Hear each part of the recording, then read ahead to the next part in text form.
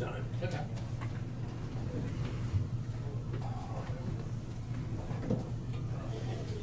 This conference will now be recorded. All right, we begin with the flag salute. I pledge allegiance to the flag of the United States of America and to the republic for which it stands, one nation under God, indivisible, with liberty and justice for all. Yeah, Dave's walking up the sidewalk. Perfect. Welcome everybody to the August 28th Marion County Commission meeting. The purpose of the first part of the meeting is an executive session to interview a candidate. So I would move to recess into executive session in order to conduct employment interview pursuant to KSA 75-4319B, Item 1, Personnel Matters, Non-Elected Personnel. With the commission, Steve, the applicant, Tina if necessary, for 45 minutes from 11 o'clock to 11:45. Second. Second by Commissioner Becker. Discussion? If not, all in favor say aye. Aye. All opposed, nay. Motion carried 4-0. Just as a note, Dave Crofit's on his way in, so he will be included in the executive session. Motion carried 5-0, back at 11:45.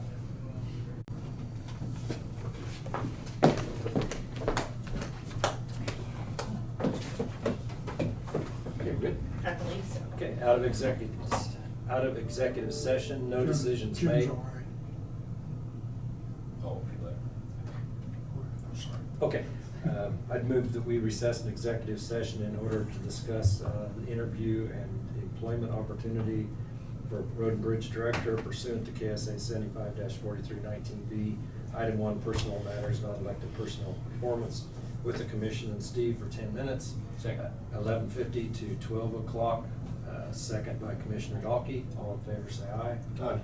All opposed nay. Motion carried 5-0. We will be back at 12 o'clock.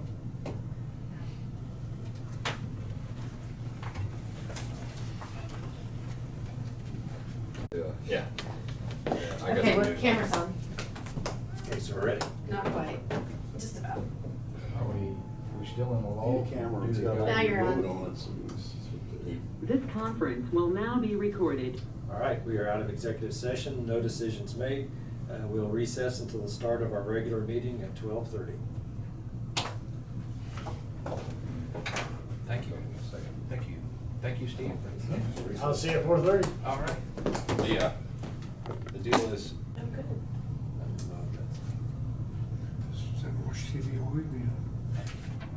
This conference will now be recorded. All right, welcome everybody to the August 28th Marion County Commission meeting. We begin with public forum.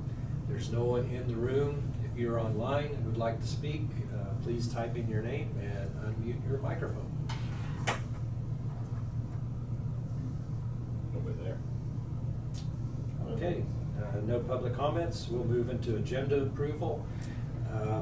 Isaac will not be here for Park and Lake Department business because of an emergency. We will try to bring in the EMS director. He's not available. He's not available. Okay, so we won't do that. We may have a couple personnel executive sessions as we go. Kind of play it by ear on those. But any other additions to the agenda? Okay, let's move into administrative. Tina. Okay.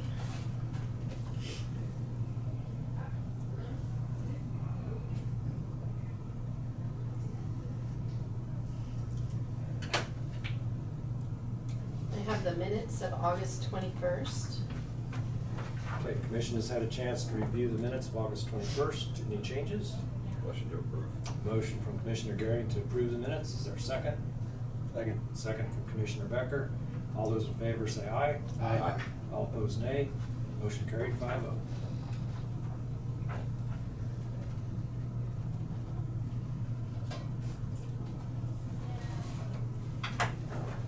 Yep.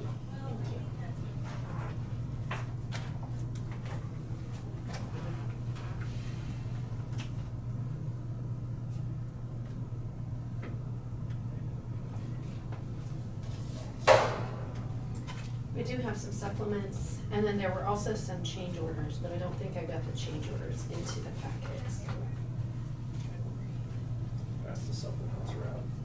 There's change orders in there too for signatures. Oh, there are? Yeah.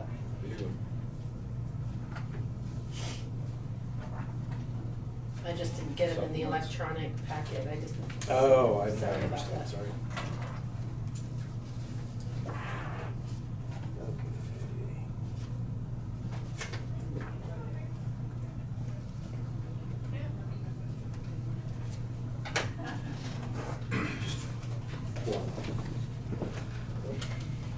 Yep, just one.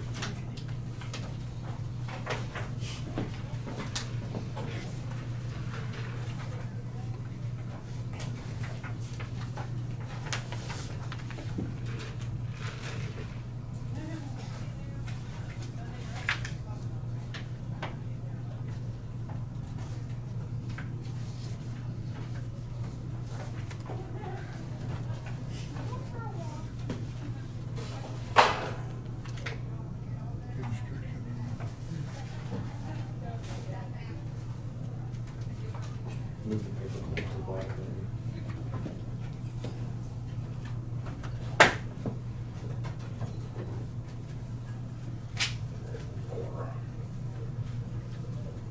Just a good place for that.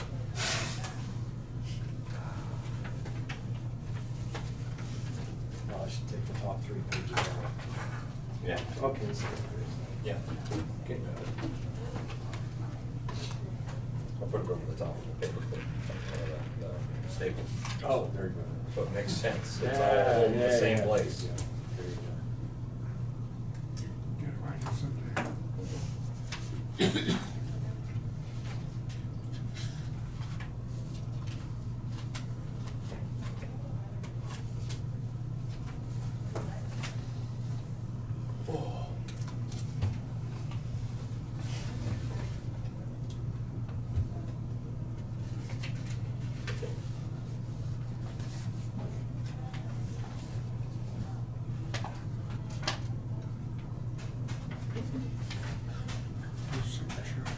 Yes, it's always best just to remove the stack.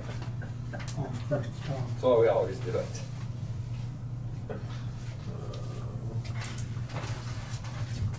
Very entertaining.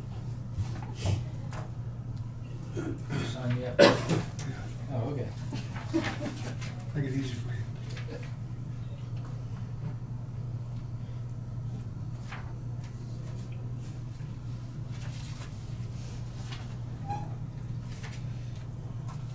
Okay, we're all good? All good? Yeah, that's all right. Okay, Reorganize. next item. In your packet, you have the resolution for approval of the text amendments for the zoning, planning and zoning regulations. And that would be 2023-17. And if you do have questions, Sharon's on electronically. Okay, any questions on the text amendments as recommended by the Planning and Zoning Commission? Is Sharon on? Yep. Yes. Sharon? Are you there?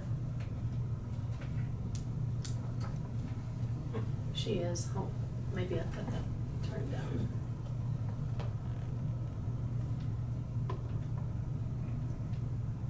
Oh. Computers. Sharon, we can't hear you. Did you say something?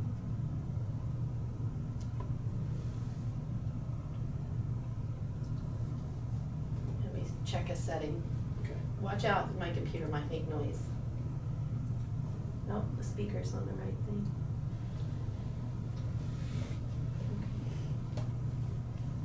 Somebody's chatting. Yeah, let me see.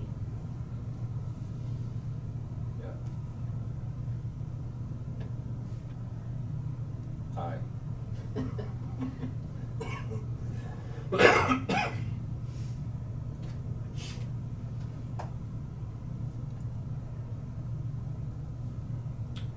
All right. Sharon, we're still talking at you. If you can hear us, holler at us. Just call her. I've got her already. Okay. Good enough. Yes, sir. Yeah, Sharon? Who brought this to the Planning and Zoning Committee? And for what reasons, this text amendments for this? So,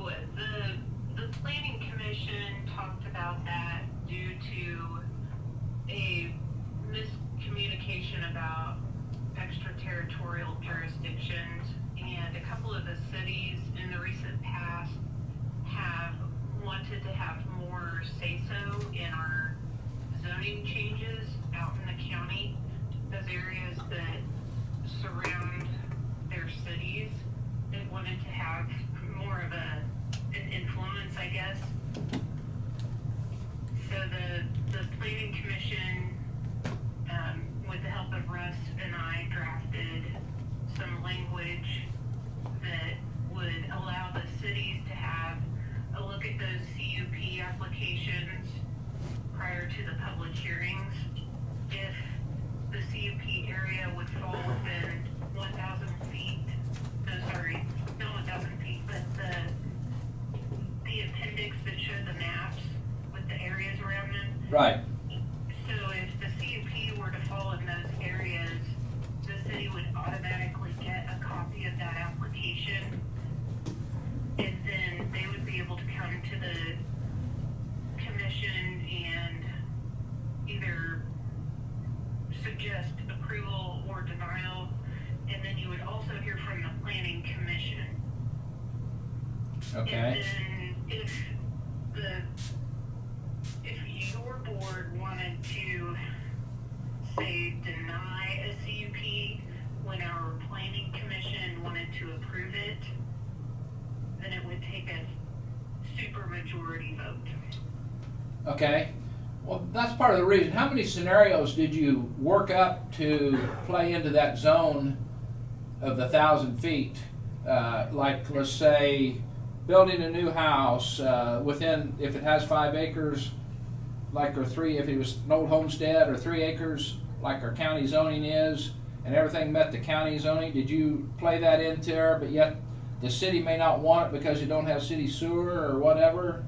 Did you play through that sort of scenario or any other kind of scenarios in order to pass this as to stage it is? So to have a house on, to have a house on 5 acres or an existing 3-acre homestead would not require a conditional use permit. That would be an administrative permit. Okay. But something like a communications tower or a business or an electrical substation, something like that that would require that conditional use permit, if it falls within that area that's denoted on those maps, Okay. then the city would, then we would have to send an application to the city. Okay. I generally do just as a courtesy, but this would actually give them a little more weight in the decision making. Okay. Because before, they statutorily would be, I mean, anyone's allowed to attend an open meeting, a public hearing, and make comments. But as a city, at those public hearings, their comments would still only be considered as a public comment. Where this actually gives them the right to speak as a city and give their preference for the conditional use permit or zoning change.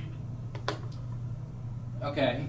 So they would talk it over in their city and have a recommendation that would be just like what we've seen from Hillsborough on the last one, was they recommended and sent their recommendation, but they couldn't speak. There couldn't be 5 council members or 5 commission members at the meeting unless it, I mean, they could be. I've tried to weigh all the things out that after last week and thinking of things that may be come up in this, but you're considering it down to conditional use permits, and that's about the maximum thing that it can interfere with. Yeah, basically conditional use permits and like a rezoning. If someone had an agricultural tract and wanted to rezone it as rural residential or something like that, but we don't see that very often. It's mostly the conditional use permits. Yeah. Okay, well, I just want all the commissioners to think about whatever this can, I think it's, as we all know zoning does, it opens up a lot of cans of worms. And I just don't want that to happen with this kind of permit. So that's why I was asking this question. Thank you very much for answering it. So it gives the city a little more weight to the decision when the final decision is made by your board, the commissioners. Yeah, What it does. It doesn't give them any added responsibilities like having to provide public water or sewer or anything like that. Okay. It is not extraterritorial jurisdiction. It's only intended to be a notification area. So, since we went to 5 commissioners, we have 2 commissioners from the city of Hillsborough, we have 2 commissioners from the city of Marion that represents those cities. So, if their cities goes against it, it's almost a mandatory that the commissioners would follow it. That's just something that's, Sharon just explained it has to be a super majority. It That's has to be Correct. 4 out of 5. That's part of the change. that's what I'm saying though. If the other 3 want to pass it, but the 2 from whatever city it was against, it wouldn't pass. Right. And that's what I'm saying, that's due to this 5 commissioner board. It's not due, if it was 3 commission board, it couldn't happen that way, but now it can, since you have 2 commissioners from the 2 big cities in the town, or in the county.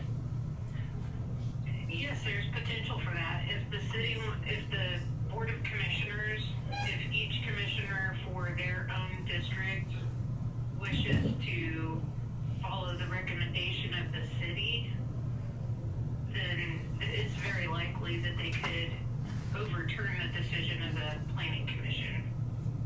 Well, But there's things. there's also something in there that, so the Board of County Commissioners could return the case to the Marion County Planning Commission You for can further do- consideration. Yes, you can. And then once it comes back, it's like that supermajority doesn't exist again. Oh, it wouldn't go through for the second time. The second time it was brought back to us, it wouldn't. It wouldn't be supermajority then. It would just be simple majority. So it's just adding extra scrutiny to make sure everything's ironed out. Okay, I didn't read that, Joe. I'm sorry. I apologize for that.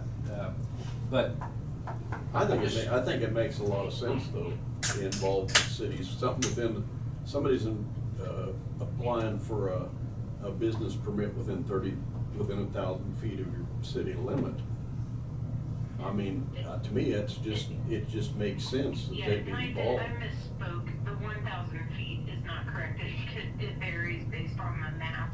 Yeah. Refer to the maps map. that were shown. But Okay. it also, I mean, I see where you're going with it, but you also gotta remember that your economic drivers for your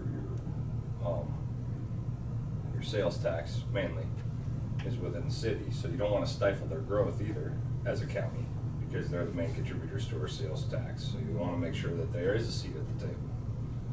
Just to, if they have any plans to grow, you don't want them to not be able to grow. Right. Okay. Any other questions?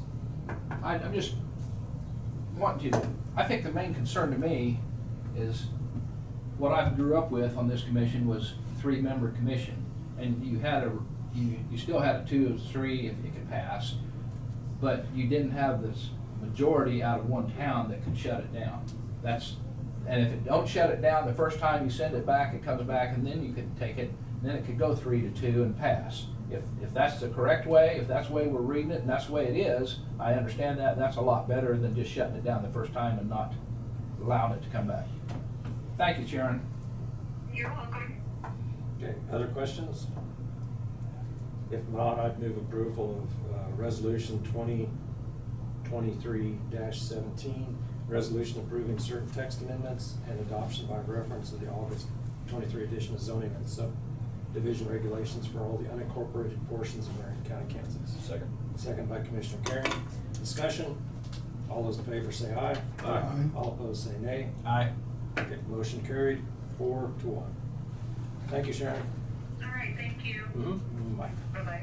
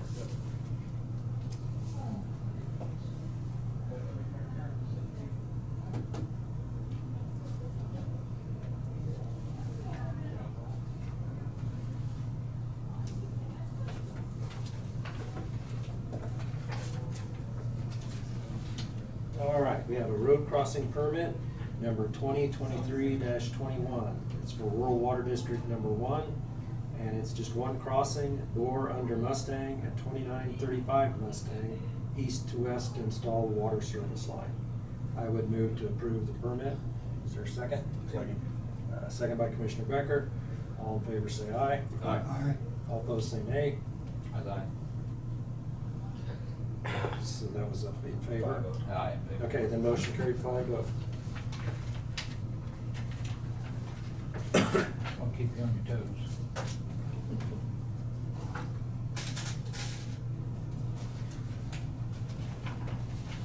Okay. Okay, I think that's all I have for administrative. All right, we're ready for Josh. Josh, if you're out there, come on in. Welcome.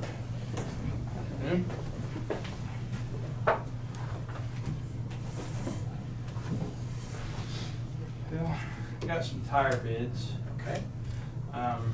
just for that white truck there. Was hoping to get a little more longer out of them, but I'm not going to be able to. They need them. It is broke down right now, which is a good time for it to get tires on it.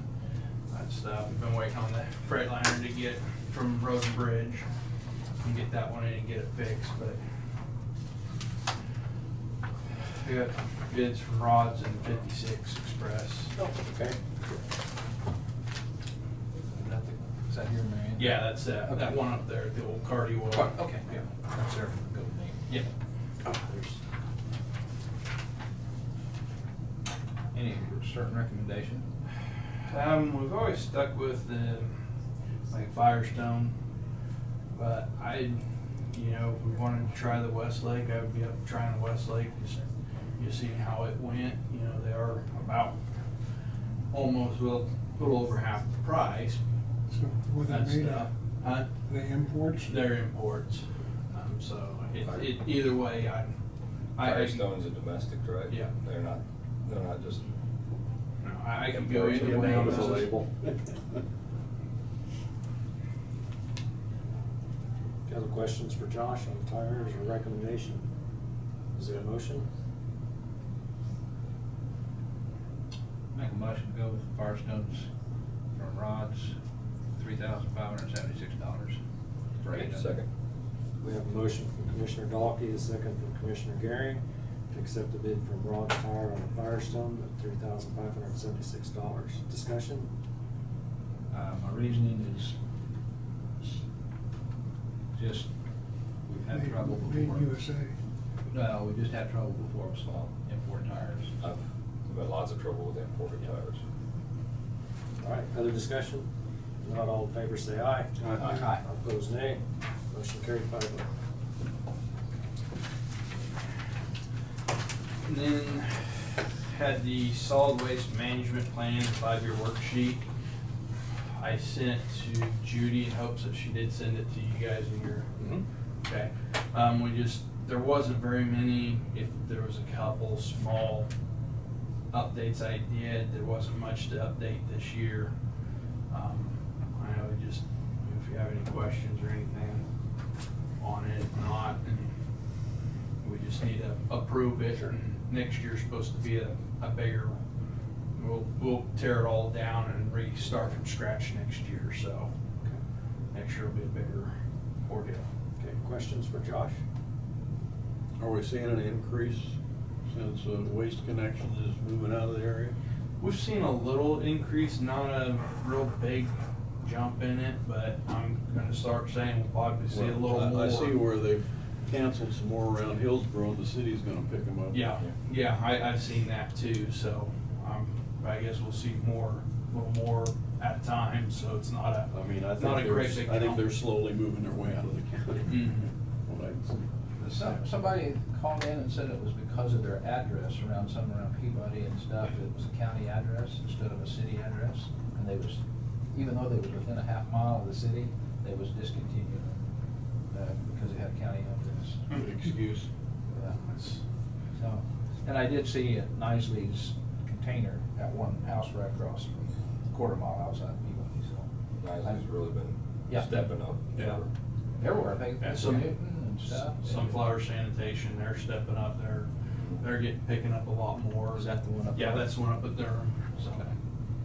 Yeah, I see their bins a lot around, so. Okay, are there any other questions on the 5-year plan, solid waste management plan? If not, is there a motion to approve? So moved. Motion by Commissioner Gehring, is there a second? Second.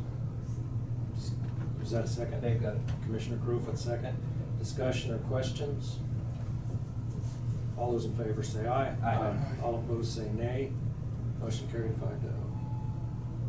Do you have a copy for us to sign, or?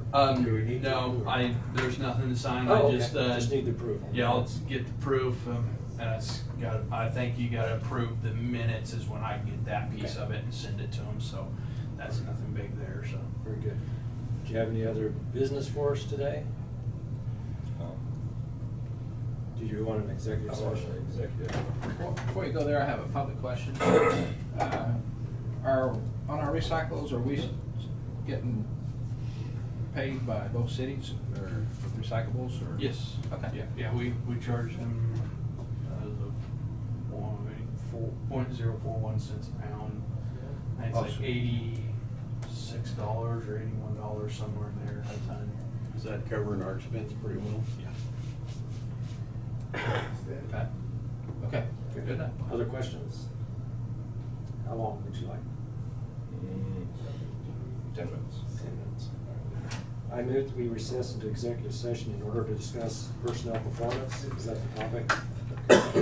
Pursuant to KSA 75-4319B, Item 1, Personnel Matters, Law of Non-Elected Personnel Performance. With the commission, Josh and Tina for 10 minutes from 12. Actually, just Josh and the board. Okay. For now. All right, the commission and Josh for 10 minutes from 12:57 to 1:07. Second by Commissioner Becker. All those in favor say aye. Aye. All opposed nay. Motion carried 5-0, back at 1:07. Flexible and everything, but body insurance. Snap. This conference will now be recorded. Okay, we're out of executive session, no decisions made. Okay, Josh, do you have anything else for us? Nope, that's it. All right, well, thank you. All right, thank you. Okay, Marcy, we are ready. How are you doing today? Good, how are you? Great. Enjoying Colorado weather. This morning for about an hour. Yep, it's gonna get hot again. Yeah. I am here to see, coming up in September is Preparedness Month, and it is the National Preparedness Month, and normally what we do is a proclamation in the county declaring September as National Preparedness Month. Tina did a proclamation for me, was that in there? It's in the Yeah, packet. Marcy did it, and it was in your packet. Correct. I've got the original here. She checked it over to make sure my wording was correct. Is it something you want me to read, or did you guys all read it already? Read it. We got Okay. it right here. All right. How much money are you gonna spend on all the radios and all this stuff? That is not Preparedness Month. I thought it was. No, That was no. all Stay on the stuff topic. you took. The Preparedness Month stuff is where we do, like I'm doing presentations to the senior centers on financial preparedness. All those materials are free from ready.gov, which is a FEMA website. I'm also trying to get together some information for the schools. The Red Cross does Pedro the Penguin, and we have some information that was ordered from Red Cross for that type of thing. And we also do, and I'll pass this around, we do a community calendar that we send out to everybody, schools, businesses. We send it out to fire, EMS, the county, and this shows, it kind of has a theme each week where we go with how you prepare, how you make a plan, how you build a kit, checking your insurance, doing different types of how you teach the kids. You'll see Pedro on there as well. We also do social media posts with the health department. During the month of September, we'll do some, the health department will do some, kind of share with each other. And this is something that we do in coordination with Red Cross, the National Weather Service, and Ready.gov. So. I guess I saw National Weather Service, so I thought about the weather radios. Yep. We still have some of those that when requested, we hand them out. Like I said, that's not something that we get much of a request for because radios aren't a big thing anymore.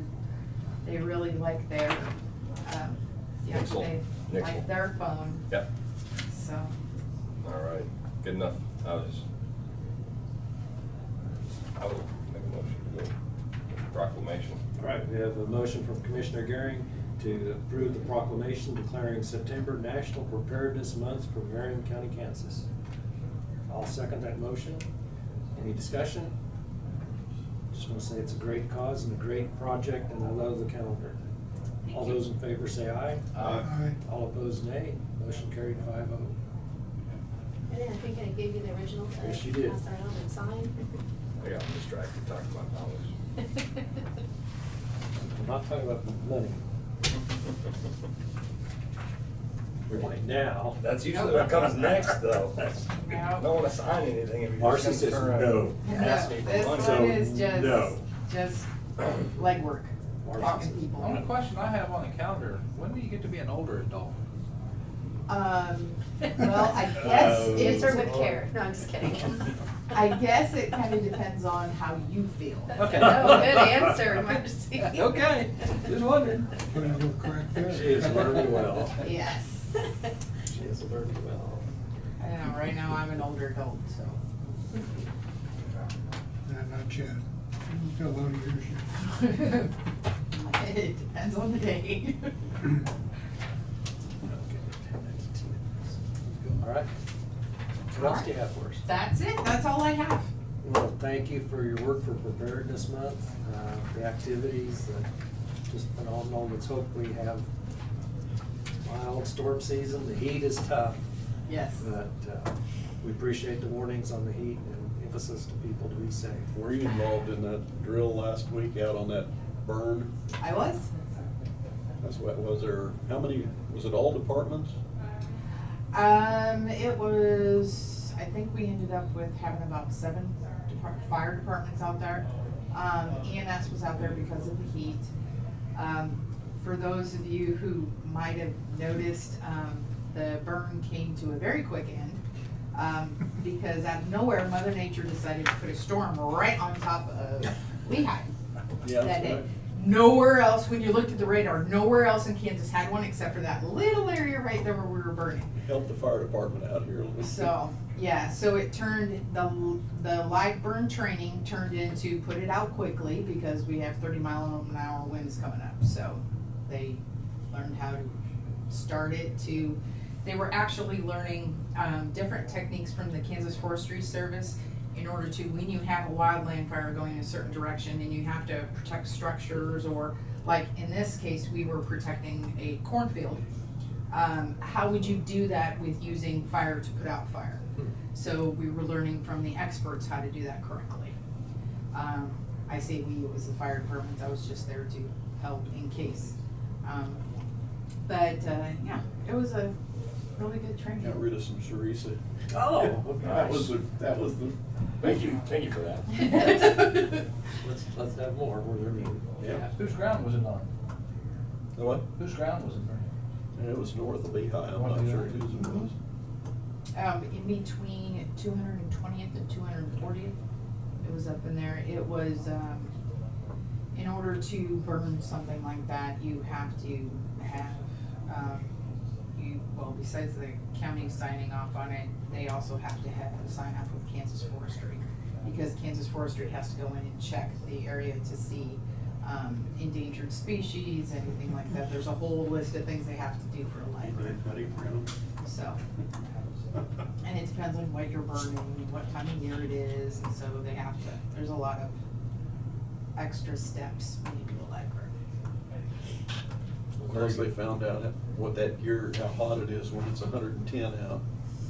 Yeah, it was 106 when we started, so it was a little hot. That's what I heard from the guys. That year, I don't know. Stand in front of the hose. Yeah, polyester shirts are not that great at 106, so. Well, thank you again, Marcy. Appreciate all you do. Thank you very much, gentlemen. Appreciate it. Have a good afternoon. Thank you. Isaac, you're up. Isaac, welcome. Good afternoon. Did you get any feedback from the news article yet? No? Really? No? I figured for sure.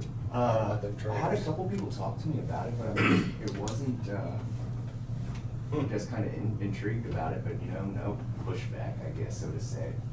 But I know that we're having they have a big meeting every Memorial Weekend and Labor Day weekend, so that Saturday I plan on bringing it up to them, just kind of hearing what they gotta say or what they think about it, so. Okay, so the last time I was in, we talked about the hydro seeding and the dam there and kind of the timing on it. So when I got out of here last week, I went over to NF and talked to Cody about it. So they actually subcontracted that out with a company called Challenger Construction, and he pretty much gave me all the documentation of the fertilizer they used, the seed they used, all of that stuff. He said, so he was guessing kind of, you were real close, about $10,000 per acre. And what they did back there was about exactly half an acre. So he said probably be about $5,000 to do it. But he also said that he really thinks if we can get moisture in September, we will not have a problem. So he strongly advised not to do anything probably until at least the end of September. Because he said even, you know, it's been dry now for the last couple weeks, but he said if we don't get another drop in August and we do get some rain in September, he thinks that we'll be perfectly fine. So he did say if it's something that we want to do, or if we're going to have to do it, let's say we don't get any moisture until who knows when, then it's definitely something that he could help me get a hold of this guy or whatever the case is and kind of see. But he said for now, he really thinks that we'll be okay. Right. But yeah, his estimate is probably for that half acre around 5,000. And he said too, you know, we could shop around. He said there's 3 or 4 different companies around here that could do that. But he said probably around $5,000 range to get that reseeded if we needed to do that in the future. So the thing would be a wait and see. That's what he said. He said that he would wait until September. the end of September. Because we've got good grass seeding time after that. Yeah. So let's see, give it a chance and. Yeah, exactly. Exactly.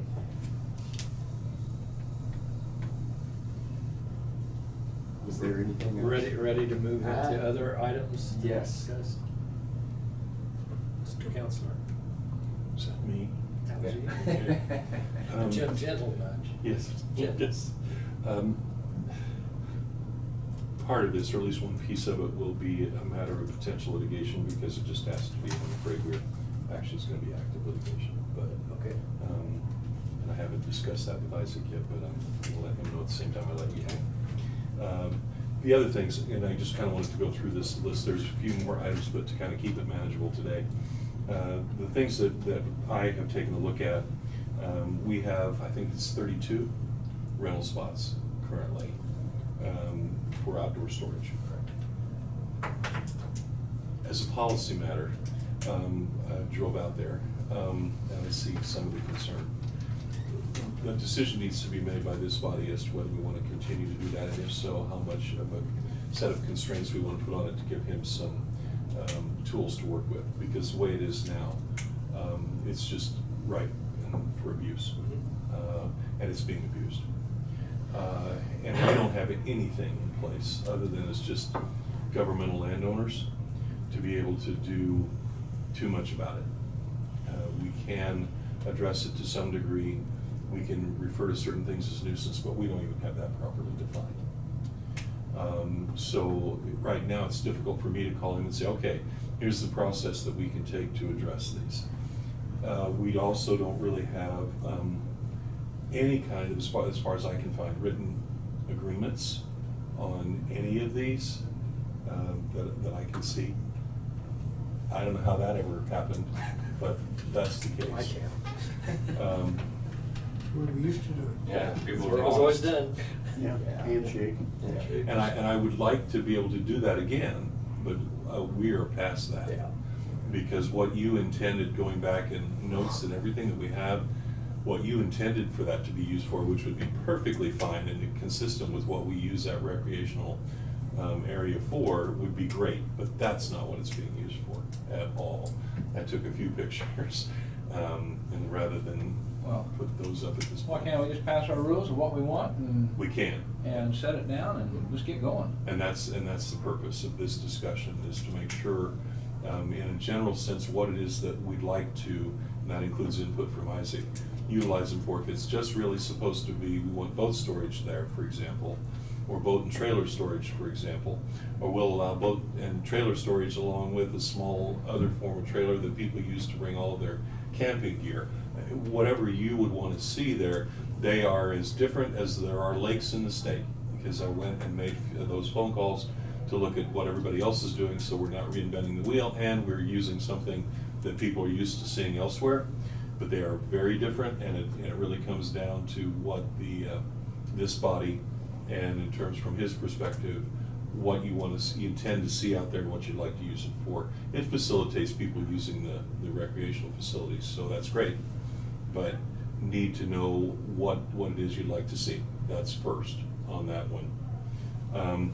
We've talked before about the docks, and there's a bunch of things that we need to do there. And first and foremost, as we were circling back to the discussion we had earlier, do we want to switch off to make certain docks just simply private so that these people have complete control, and then maintain a certain level of public docks? That's then us. Do either or, you can't have two different animals. And I agree. Everybody's treated equal. There's difference inside Lake Shore Drive and outside Lake Shore Drive. There's a difference. Still same body of water, but county properties on the inside. But we're talking docks. Docks are on the outside of Lake Shore Drive too. On the little coves. Yep. More than one. On the outside of Lake Shore Drive. Yeah, we don't have anything to do with There's those. houses that go all the way down to the water with their own dock. At this point, they're That's public. private land, because they own half of that. But they don't own the water. Yes, they do. Their property line goes to the middle. Well, that I need to ascertain for sure, because you had mentioned that before, and I'm still looking for everything with the county and the Yes, state. there's people out there. Yeah, and I don't know what I haven't approached any of the private property owners. Yes, Just said, what did you get when you we're just worried proposed about on it? inside the road. The focus is inside, but We're we not also, worried on that, outside the road. but we need a definition to make sure we know Well, what those are outside are. how can that water be different than the We're- water that's inside? We're not worried about the water, we're just worried about the shoreline. Well, the water is what we're talking about. Dock sits on the water. So that's a question Brian's gonna get an And answer access. for. We got. I don't know that Isaac has an answer to it either, because Well, I I don't think know, either was. I was gonna say the way that and I mean, this was kind of the way that it's written out, I guess, on the outline of the dock owners that I have out there, is that those docks, like the ones you guys are talking about, like on Stone Arch Cove, those are technically not open to the public because the only way to access them is through private property. And so that's kind of how that's, I guess, gotten So by. they are. And I mean, it's also never been an issue really to where people have really tried to get back there and get out on them. So, you know, but accessing them from the water would be a completely different situation. The phone call that I got, That's it. I to mean, Yeah. something to begin go with through the the culvert. You have something to get in there. I mean, someone who had gone and dug up everything that we've got on file of record with the lake since its inception, said, We got too much time on our hands. yeah, said, I don't see anything here that would preclude me from, while in the water, yeah, correct, right, approaching those and docking to them. yes. I said, I can't tell you that there is. And he said, well, you say that that those docks are all public if they're maintained. I said, I'm not arguing with you. I said, it's something that we have to resolve The only thing that I've done on these in what, last 4 years, 2 years ago, we did a little bit with insurance because Byron, several people were in here and said, what do I have to do in order to protect myself? And we did this, a fairly simplistic resolution dealing only with that issue. That's it. We haven't dealt with any of the other ownership issues. We didn't deal with any of the other requirements. We didn't deal with any of the upkeep. You know, and when the water's down, what you're supposed to do, how many people can be on it, can the owners dictate that? Do we need to dictate that? And if so, why haven't we? All of these are questions that have come up. It's just a page of them. So the point being that I can go ahead and rough some things out with Isaac, but you all are going to have to think about that. So from a starting point, I wanted you to at least be aware that this is not a simplistic, okay, well, we can slap this together in 15 minutes, because it begets more questions.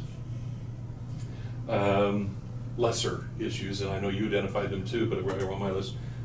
Blake Hall, in terms of the venue, we really do need a different form of rental agreement, and some other guidelines in place in that, for, at least in my opinion, from what I'm seeing. So that needs to be done. That we do have a trailer rental lease agreement. It is badly outdated. It doesn't follow Chapter 58 very well at all anymore. It did at one time, but that's probably 35 years ago, 25 years ago, somewhere in there. So I have highlighted a number of things in there that have got to be updated and changed fairly dramatically. And again, that's going to lead to a number of policy decisions that you're going to have to make. Those are the 4 broad ones so far. The 5th one is the one that we need an executive session on. That by itself is currently potential litigation. I haven't filed yet.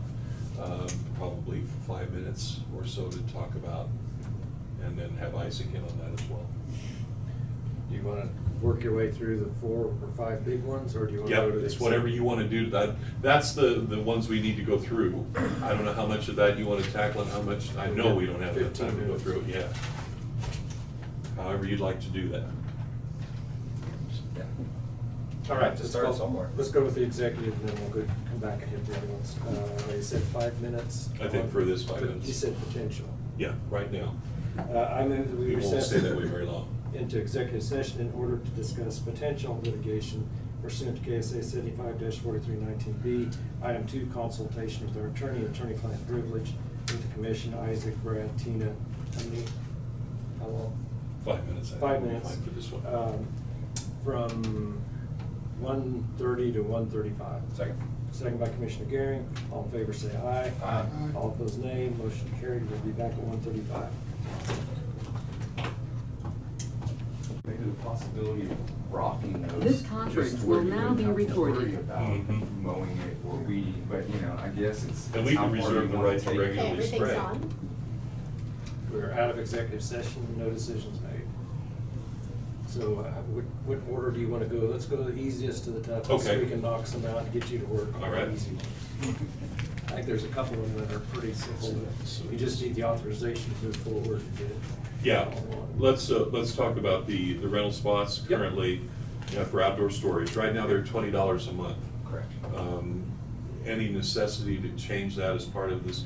I will draft, for trying to figure out something that will move this forward, I will draft something, have Isaac take a look at it, get his input, then bring it to you. It may not include everything you want, but I want you to be thinking about that, so that if you drive out there, which I would welcome if you would do that, and say, do we have the ability to do the following things? Send me those questions. I can put about anything in here, so long as it's not unconstitutional. What was $20 a month set? That's been a long time. That's And then what too year? low. Steve Yeah, Hudson. wasn't that just recently? We just Yeah. I thought it changed was a long that. Because it time. was $15 It was for, 15. and you guys just When updated that. we just went back through and did those We did price like- changes When was the here. $15 set? The 15 had been there at least since I've been here. Right. But we just changed it from 15 to 20. I didn't even realize you'd done that. Yeah, that was No, just. we did a whole bunch of them at the same time. Well, we Yeah, did. not that long ago. I don't remember when we did that, but. So then I presume 20 is okay. Well, Is it throw out- throw out a worth number. worth his I time? agree. I mean, $20 a month if he's gotta go mow something, it Right. ain't worth it. That's 4 Yeah, times a month. that's or 2 part and times a parcel month. of this. Whatever I put in here adds to the duties, gives us some rights, but it also adds some obligations. Is $20 enough to cover Well, at what he's least gonna cover our do? costs. What is Ought to it? be at least 30. Yeah, somewhere up in there. If you're renting a spot though, you're probably not a Marion County resident. I mean, you might be, but probably not. Probably not. Because if you're a Marion County resident, you just take your stuff home. I don't think there's any Marion County tags on any of those. Yeah, so that's the other thing to keep in mind. It's probably all out of county that's not supporting that lake to begin with. So what's your point? Raising it's not a problem. Okay, all right. That's what I'm saying. So Ken threw out a number of 30. Well, if we're, we're Start- mowing it, get like Randy said, Oh, yeah. we're spending 15 grand for a mower. Yeah. Well, the time, I mean, it's And not just time, move, employees it's trim. time. Right. Well, if you set it too low, then people allow their old stuff to stay there. Just stay Yes. there. Oh, yeah. So That's another now, reason. if it's high enough, they'll be like, well, that thing isn't worth that much to store it there. Correct. So they'll move it out so it doesn't look like a piece of trash. If it's, also, if it's paved and or rocked, those are the cheaper ones that I saw, just trying to take note, were $50 and up monthly. That's where I was headed. I'm game. I don't care, it just needs to be higher. If you rock them, then you have to spray for weeds. Mhm. Right. When we Which is would, easier just than spray, mowing. yeah, spraying them, yeah, exactly. You can spray and not damage anybody's Yeah, stuff. yeah, too. spraying is a lot easier than It's mowing. $100 Yeah. spray. So, I'm game. I'll make a motion to raise the rent to $50 a month. Are you wanting to do that immediately, or you wanting to do it when we do the? January 1st. Okay, very good. We have a motion of $50 on the rental spot starting January 1st. Second was Commissioner Gehring. Further discussion? All those in favor say aye. Aye. All opposed, nay. Nay, Motion carried 4-1. it's too high. And when we do the full rental agreement, we probably can revisit it. But one other thing that I would want some guidance on, and Isaac can chime in too, it was originally for boats, as I understand it. We got a lot of stuff out there. Do you want to limit it to boat storage with the trailer for the boat, or do you want to limit it to camper and boat storage? Do you want to limit it to anything at all? Would be helpful to know. There's vehicles out there too, isn't there? Mhm. I don't want to. There's several out of Vehicles out there, I can see a camper or a boat, but Yeah. they have to leave the whole truck there. it was originally set up for boats, so I would say just go with boats. Boats and campers. And trailer, boat and trailer? Camping Well, yeah, trailer. they gotta have Camping something to haul trailer. it. Take the boat off the trailer. How about boat trailer, without the boat? That's what it was intended for. Boats and boat trailers. Good. Boats with boat trailers. There you go. Just Yeah. throw your canoe out So there. you can't just go throw a boat on the ground out there. Depends on Or how you just wanna a trailer. Dispose of it. Or just a trailer, so it has to be boats with trailers. And it's a good point, because there was one that a guy in a different jurisdiction acquired, and it was a 40-footer. Thing's got a cabin on it. He put it up It's a on. party boat. He went ahead and stopped and got all of these railroad ties that had been used. No. And put it up on about 8 feet in the air, so he could work on it, underneath it, on it, around it. On that location? No, but on one of their locations, and they hadn't dealt with that either, and they said, you might wanna make sure Yeah. that it's got something that makes it movable. Yeah. And it's not just a place to store something that they're keeping in case they ever feel like working on Yeah, it. work on it there instead of home. Okay, so is that Boats, boats with trailers. Okay. we've got a consensus? I could put it in a motion if you need. I didn't know how many other items you wanted to. Let me start with those. I mean, I can go on for a long time on different things, but I Bring think us what I'll. back a proposal. Yeah, and then I'll just highlight those for you to decide. What else you want? Okay. This is gonna take us a while. Another simple one, lake haul. Yeah. That's a fairly standardized agreement. I've got a bunch of those that I can use, but I just wanted to make sure you'd like to have one, because then, we get into the process each time. People have to rent it, and they'd have to come in, and we'd have to have a process for them to do that. Okay, many times I've sat in his office, for not just him, but all the people we've had out there. Phone call rings, oh, you want to set up for such and such date? Yep. How's he gonna take care of it up to that date? I mean, because they're calling him on the phone and saying they want it for June the 15th. They're calling in January, so how are we gonna do that agreement over the phone? Do you have an email address I have a written agreement for you to fill out, sign your name, scan back in and return to me, please. Do so within the next 7 days in order for this to be committed. And cancellation policy.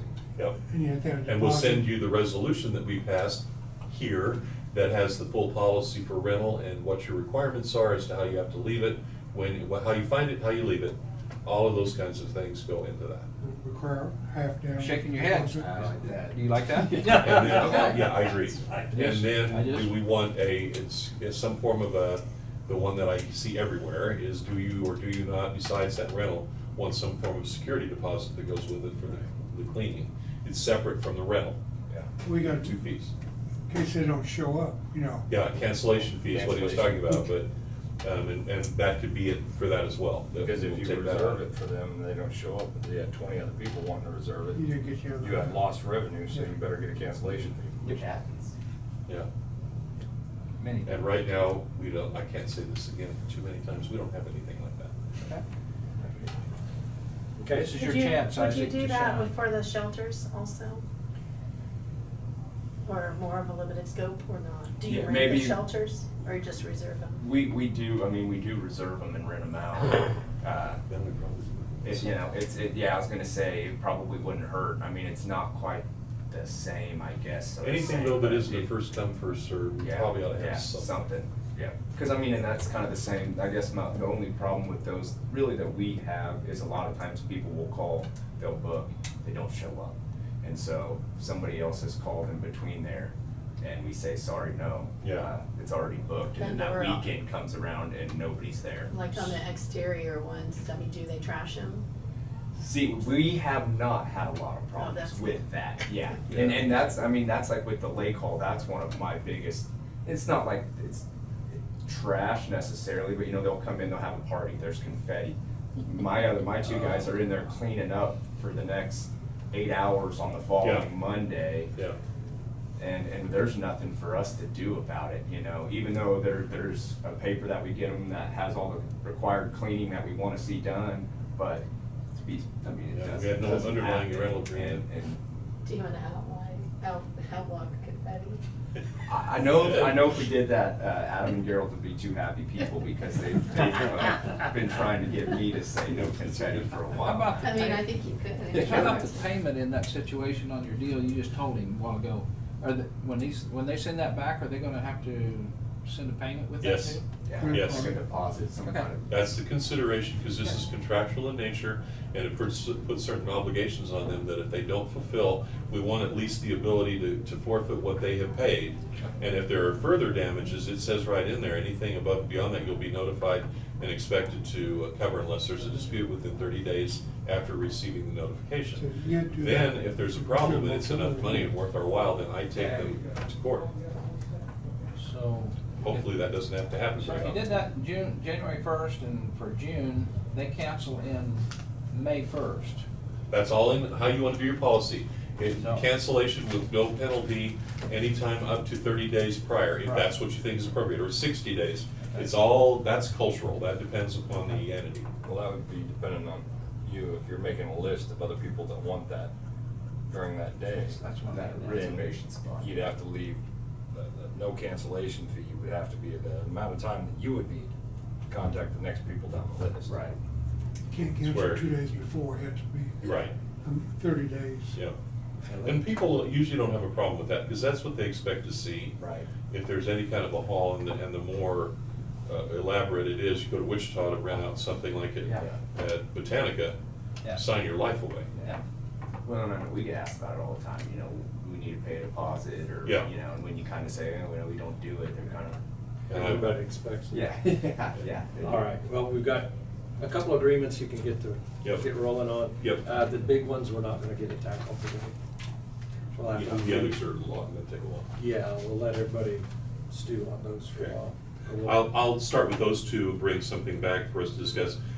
The other two, I'll probably email and just remind you to give some thought to, and if you have individual input to give me, I'm gonna ask Isaac for it as well. I'll work on it, Yep. but I just need quite a bit of guidance as to what you want. Very good. All right, well, thank you, Isaac. Yeah. We got a couple Yeah, hey, hey. Got a nugget, you know? I got a nugget. We'll take every inch we can. That's exactly right. All right, thank you, Isaac. Thanks, guys. Darren, Sir. welcome. Thank Such you. a nice day, you should be outside. Well, I was this morning. Okay. Beautiful. It's in Paymark's down in Kansas.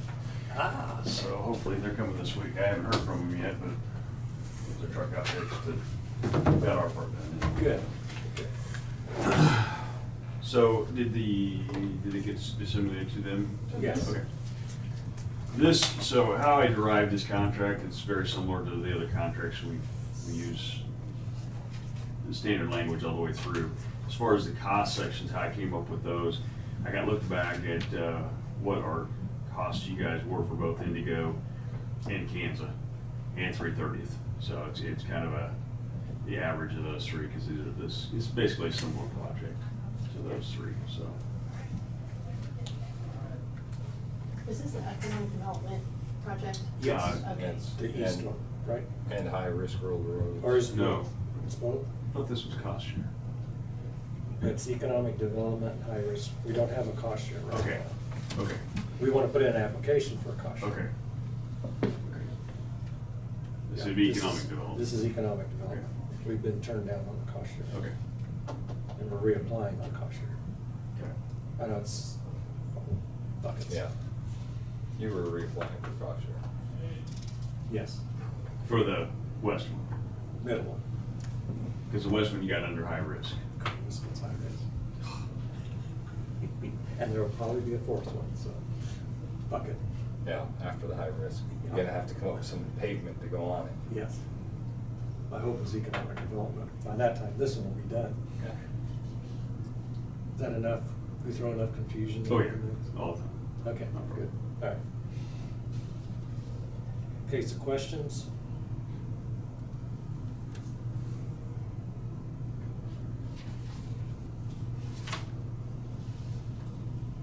Silence. It's part of what was gonna have to be there anyway. Straightforward. Did you figure your cost per mile? Is that how you got it up to that? That 80? No, it's not per mile. That's basically, The whole project?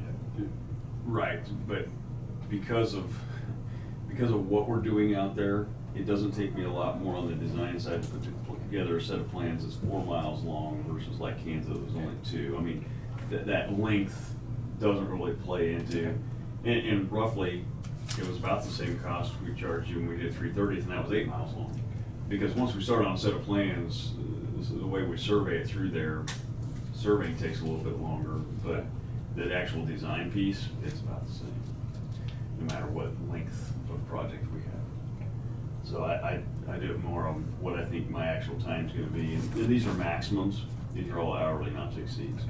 So if I can get it done faster, then obviously. If we bring you dinner and stuff like that, it helps. Takes more time. Sure, depends on what you bring me. Who's cooking it up? If I don't like it, you might get charged. Okay, all right. Just make sure you take him plenty of protein, so he wants to take a nap. You can't bill us when you're sleeping. Okay, other question?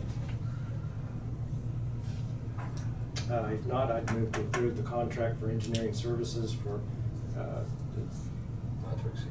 not to exceed, I say 2023, 290th to Remington, or on 290th from Remington to US 77 improvements. That's for the economic development. Caution. Second. Second by Commissioner Gearing. Questions or discussion? If not, all in favor say aye. Aye. Aye. All opposed say nay. Motion carried 5-0. Are you? I've got, I already signed the one that's scanned in, so that's just a copy. If he wants to sign that, then you can just keep that, you can keep that copy and just send me a copy. Okay. Email it to me when you get done. I don't need an original. Okay, sounds good. He was working on the honor system before this anyway. Huh? This is just making it official. Oh, yeah. They were already working on the honor system. I've got, in fact, the surveyors are scheduled maybe next week. So, Well, the I got a hole in the schedule, on the survey schedule, so I'm like, I'm taking full advantage of anything I can on it, because we've been tied up for the last couple months, and they're going to be again in about a month, so I'm trying to make sure anything I need to get done, I can put in the hole, so. 30, 40 other things I can think of just in the county that could be surveyed right now. So, Very good. We appreciate all the work and now security of an agreement. and we'll, on that cost share application, Yes. I looked it up, be from Remington to, that's what I can remember on the other side. Nighthawk? Nighthawk. Is right, not just Nighthawk to Remington. That's my understanding. But then did it include the bridge? There was a structure or two there, but then there's more structures in the middle Right, part, right. and there's less structures, but more widened. Right. So it's a 4-mile stretch. Right. Okay. And we're looking at doing the same type of base topping, right? Mm-hmm. That's what you'd like to proceed with. Full depth reclamation and then the 2-inch average. Is that, Okay. I believe, right? Right. Okay. Yeah. Yeah, that was. If we could Like- get the like, ranch, that'd be great. Well, that part was supposed to be like indigo, right? 'Cause of Well, it was because part of indigo. Well, yeah. We split that. The 2-inch, not The middle 3-inch. section. Yeah, but it was supposed to have the full depth. That'd be- Not like the that'd last be- part of it. Right, that'd be the middle 3 miles. But it was because it was economic development, because it was a pathway to get to Pilsen for, in the state's eyes.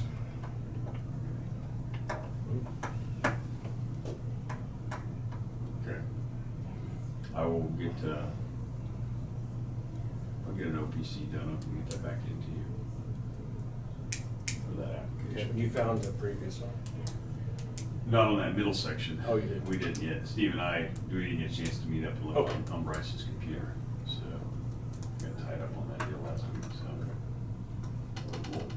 We'll find it if it was there. If nothing else, I can request Michelle to send me a copy of it. The state has. Oh, yeah, the of state would have system, copies so also. Michelle, I could probably just, might be just easy to ask her to have her send it to me. That sounds good.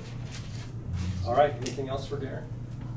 If not, thank you again. No problem. I'm just gonna kind of sit here because I'm part of the next one too. All right, very good.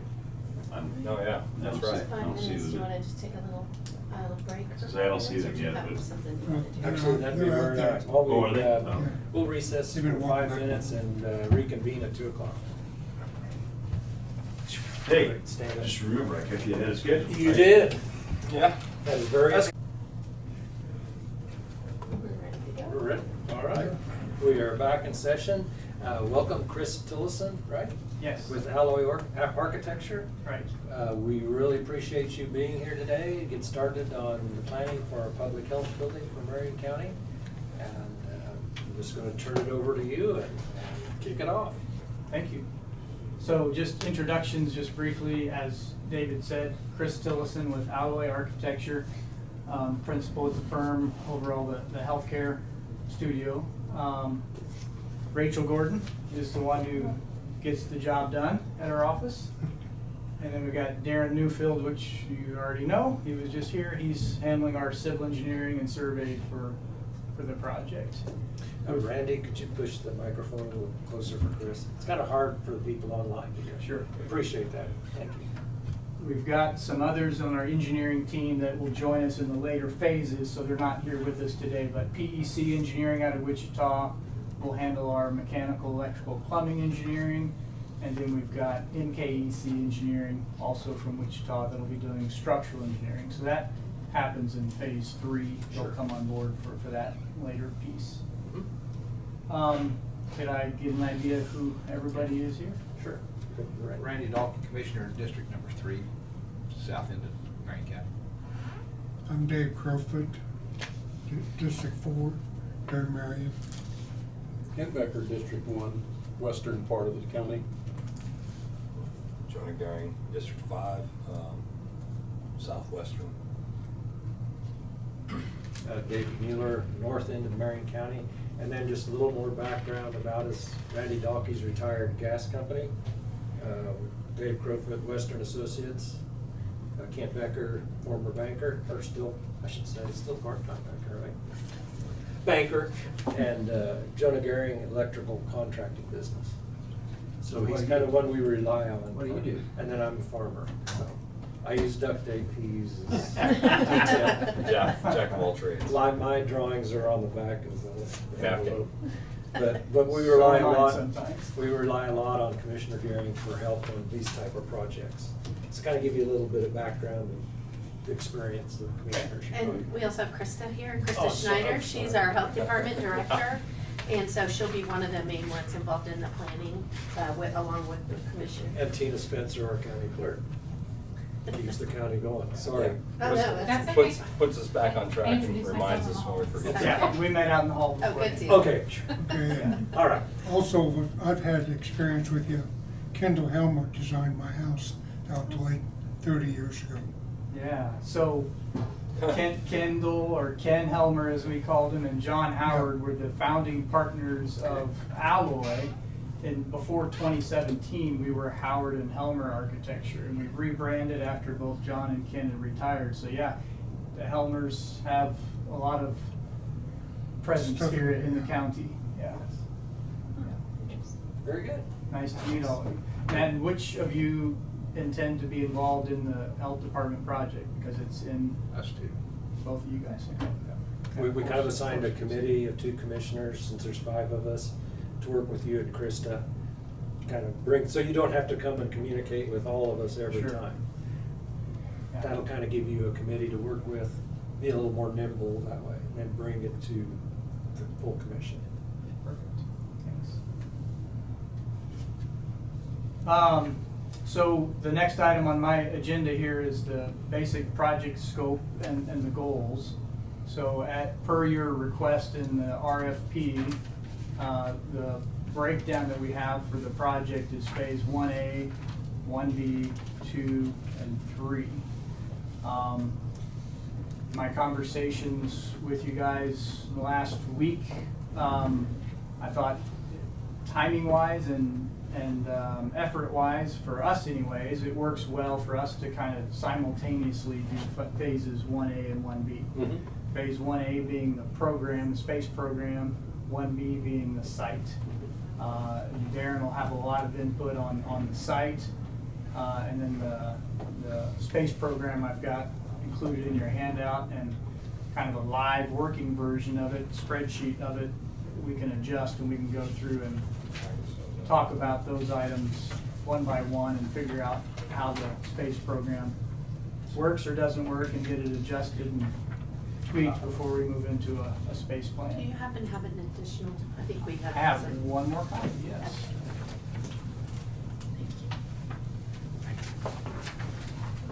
Yeah, we're good.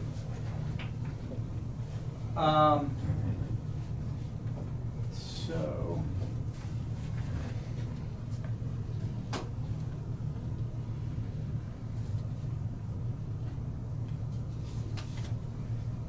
I guess I wanted to, kind of the goals that I have written on here. Before we get into looking at the space program or the site, I guess wanted to just ask you guys, do you have any visions, goals, kind of high 30,000 foot level kind of things that you want to achieve before we start looking at more specific items? One thing that was brought up in commission that I think everyone was kind of on the same page with was to save, in order to save costs or save money, having a rectangle shaped building. And I don't know if everyone was kind of in line with that, but. It was originally an L shape kind of put together, like in theory, and everything I've ever seen is you keep the roof pitch the same, you keep the cost down. Sure. So. Yeah, to be economical and not have fancy curves and multiple ins and outs. Every corner you turn costs. We don't need a whole lot of glamour, but it probably wouldn't hurt to dress up the entrance a little, just so people know it's the entrance. Yeah. You know? Yeah. But as far as getting all crazy on aesthetics, it wasn't a high priority. Yeah, that makes sense. The other thing I see you have in the deal here, you have pictures of the location that we tentatively come up with, and we've had it surveyed, and I think one of the first drawings that we sort of had was where we had a driveway going in and out, and going off on another the property behind, going clear through the school property and going around. And that was just a holdup for me for this space. I just feel that we need our own entry and our own exit instead of going to public roads instead of to private property or something to that effect.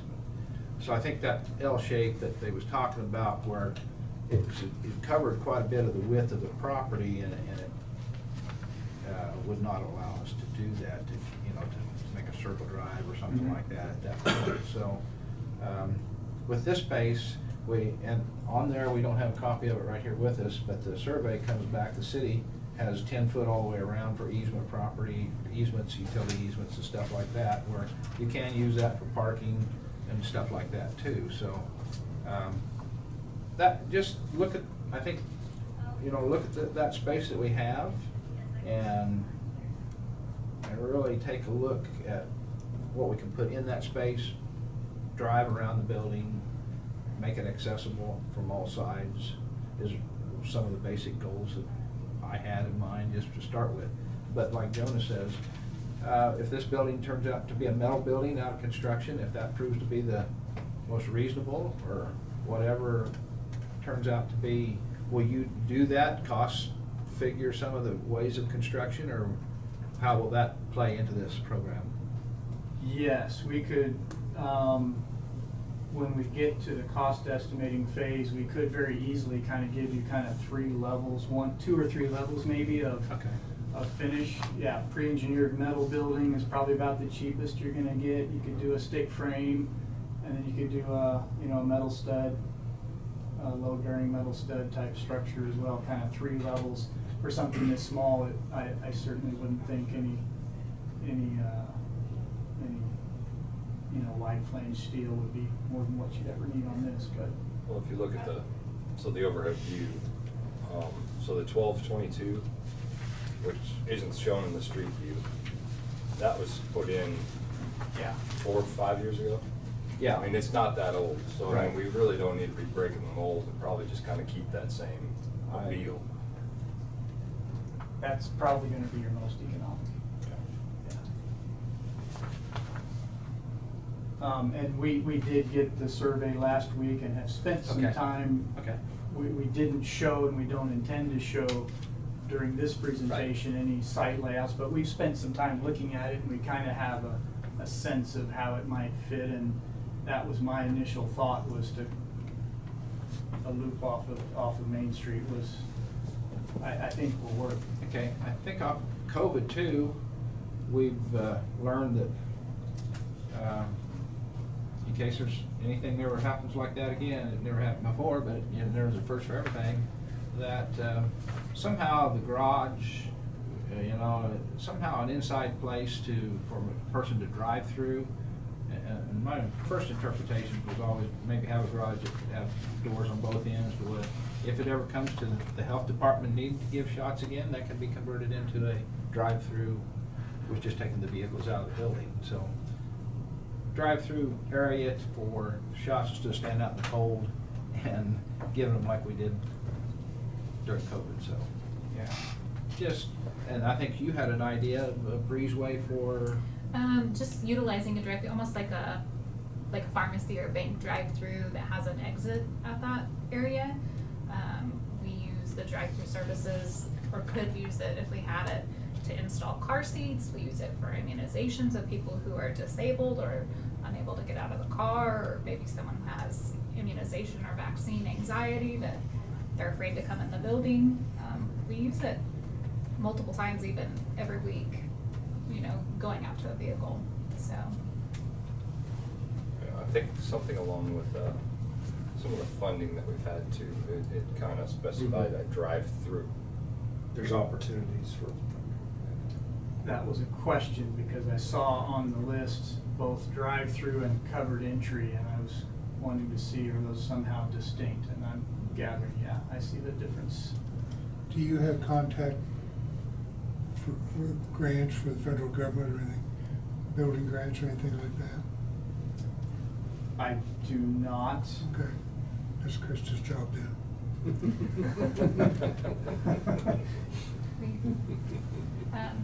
There has been a new grant that Tina had sent out information on I think it was you, about a brick grant. Probably. Oh, that's what Senator's using, Ellie. And I did contact the state about the brick grant, and they said it has to be related to hazards. And currently on our hazard plan for the state, pandemic response is not listed because they had created this hazard mitigation plan pre-COVID. But like, we could apply for a brick grant for having a tornado shelter inside the building. If we were to have a storage room that was multi-purpose as a tornado shelter, we could apply for a brick grant for a generator for our vaccines. They did express that, so. Yeah, I can send that out.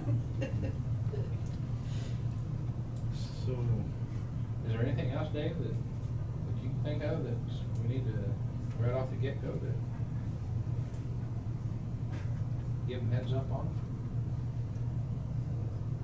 No, I mean, like you said, the window to the outside, maybe just a roof over the top to protect them. Is one option. Do the daily drive-throughs. Oh, you're talking lean-to? A lean-to? Yeah. Yeah. For security purposes, what we've talked about with staff, and I know at most medical facilities, keeping your office area separate from like where your patient room area would be ideal for us.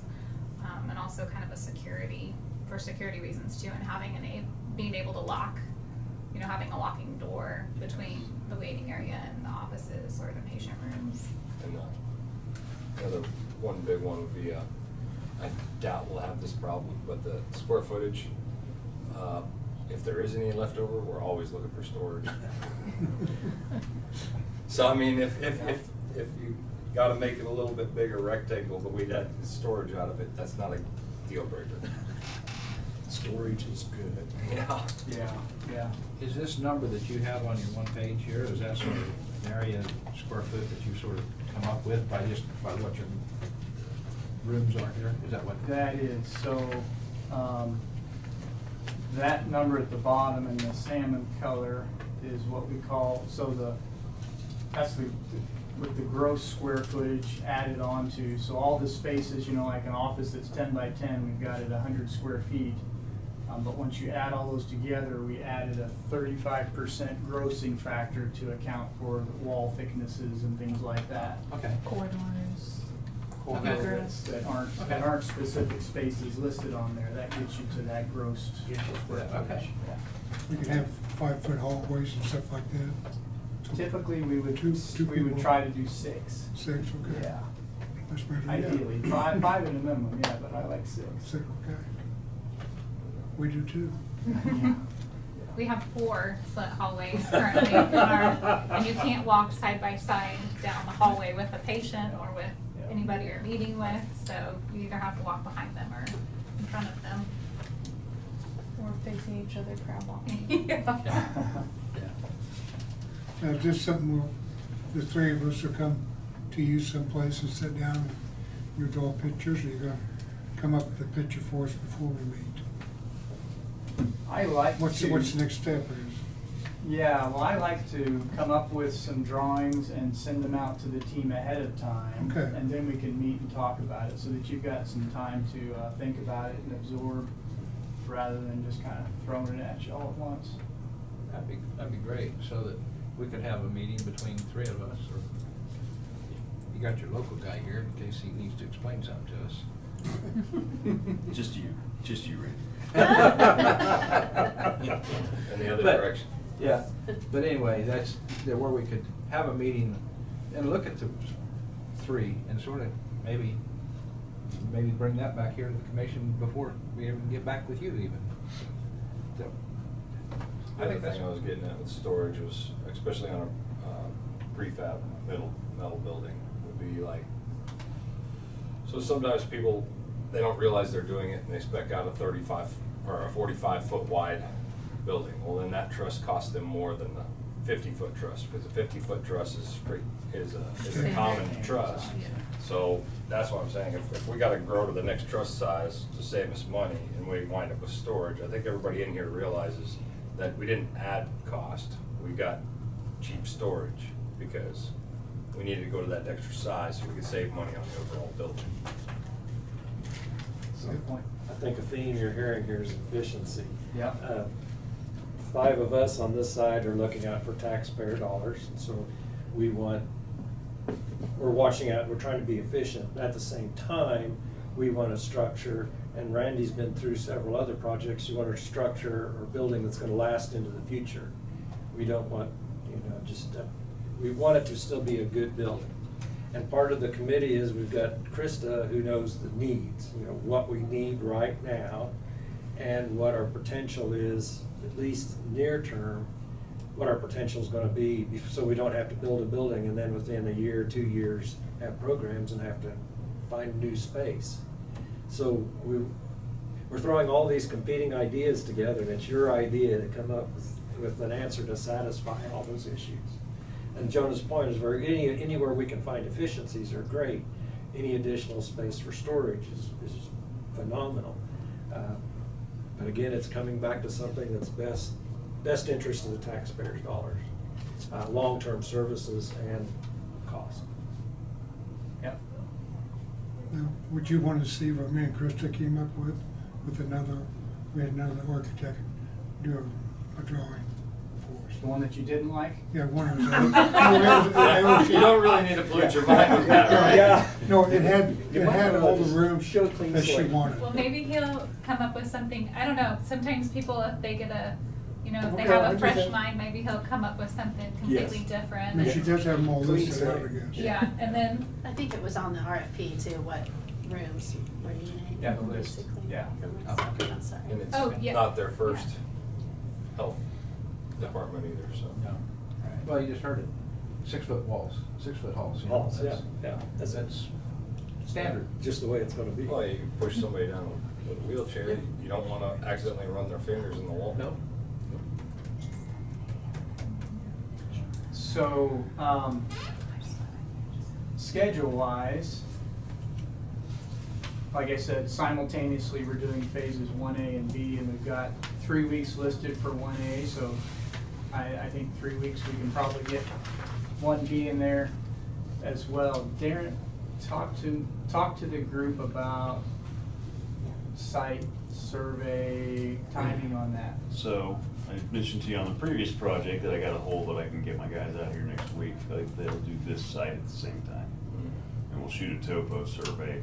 The only thing we really need the topo survey for is to make sure when we go to put the building on there, we don't, screw something up drainage wise. That site has a little bit of problem historically with the back side of it drains back into the school. Need to build it back up or something. But how we'll get rid of that is we just need to get rid of all those trees. The trees just gotta go. Once we get rid of the trees, we can actually make sure the site all drains to the front. And we need the trees gone anyway. It will help. To accommodate all our needs. It would greatly help, yes. Yeah. All those trees are in that 10-foot. Yeah. So you can't build on them, but as soon as you start putting a foundation, you're gonna run into all the roots. Yeah. So, and kind of the same thing on, I don't know how close we end up to the west side. That's kind of a little swamp, no man's land there on the west side between the existing building and Davies. So. The pin's right up against the building. Yeah, I know. So it's just a matter of once we get that other junk building out of there and get, that way we can, that's the real reason I want to do topo surveys, just to make sure we're gonna get the grading right when we do it. So for the minutes, the term is the topographical? Yes. Right, topographical. Topographical survey, that's fine. Okay, I was just checking. You're gonna get too fancy, I won't know what you're talking about when I'm I don't know, I'll Yeah. probably write the wrong Topographic, yes. thing. Topographical Okay, survey, thank yes. you. At the same time, we've already kind of checked into, we pull a quick report from KDHE just to see what monitoring wells are in the area, what tanks were there, what are still there within the perimeter, and make sure we're not gonna have any issues there, so. we'll have all that done as part of this. So we too. do have a tenant in the building right now. I mean, it's not our tenant, it was from the previous owner. And so I just wanted to make sure that you're aware of that. We will not do anything inside the building. Okay, When we survey, okay, we'll survey the perimeter of the building okay. and the other stuff that's on the property, but we won't go inside the building. We don't need inside the building at all. And so Darren, with your surveying and your researching reports, all that fits in our 3-week timeframe? Yeah, typically as soon as, it'll take us about 2, maybe 3 days to download that data and have it back in a CAD file for you. Okay. Especially on something minor, that's, you know, we're talking maybe a couple hundred points of shots, not 10,000, so Yeah. it won't take that much. And then tell them about the ESA. The only reason we would need to go to an ESA is if we determine during that check if the tank that was there is still there, or the surrounding tanks on the neighboring properties ever had leaks that were recorded and reported through the process. What does that stand for? Environmental, God, I just do them. It's Environmental site assessment, environmental site assessment. Starting to think like Randy over here. So we had included that, in our proposal as a, It's as an an optional. optional add-on if we find that it's necessary. And it purely comes back to, what we do is we pull the monitoring well data from not only that site, but sites around it, and see if they've ever been recording any kind of leak history. Where we're only gonna be putting foundations in the ground, you know, roughly 36 inches, I hope we don't discover anything. I'm not gonna say there's not something hidden out there, because we have found them throughout the county in spots where we never thought something was. Anytime there's a main street, there's tanks. Exactly. Are the ones that, fuel tanks for quite a long time have been recorded with KDHE. So those aren't as big a deal. What we find, the ones that catch you off guard are the old kerosene or heating oil tanks. And they're usually like 200 gallon.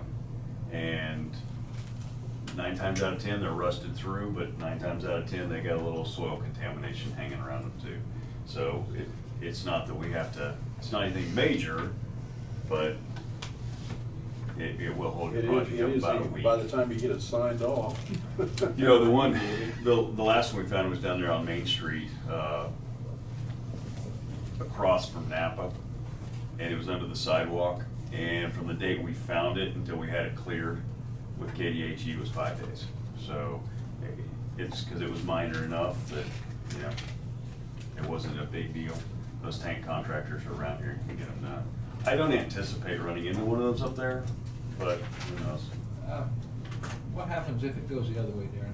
If you do find something and it looks like maybe more, when do we stop and make a judgment here of whether we move ahead or whether if we let's just shut say it down was on that worst case site? scenario and there was some old 20,000 gallon tank buried under that site that still had residue in it and was leaking for the last 40 years. You get to that level of contamination, there's other means through the state and through USDA and EPA to get money to get it removed. Yeah. It's Correct. not like you're on the hook dollar-wise. Yeah. You're more on the hook time-wise. Yeah. Puts us back a year. Well, right. Well, I don't know about a year. I've seen those get cleared up in as little as 3 to 6 months, if it's a major one. Okay. Sometimes they'll go more just depending on if it's middle of winter and you can't dig, that's a whole different story too, so. I guess what my point is I'm not beyond valuing something out and seeing whether we move this to another site. And some of that, the only thing we're gonna know up front is the registered tanks that were there or on adjacent sites. If there's an unregistered tank, we won't know it until we dig into it. Yep. Okay. But at 36 inch, I don't anticipate finding one of those. I mean, that's the other plus. Right.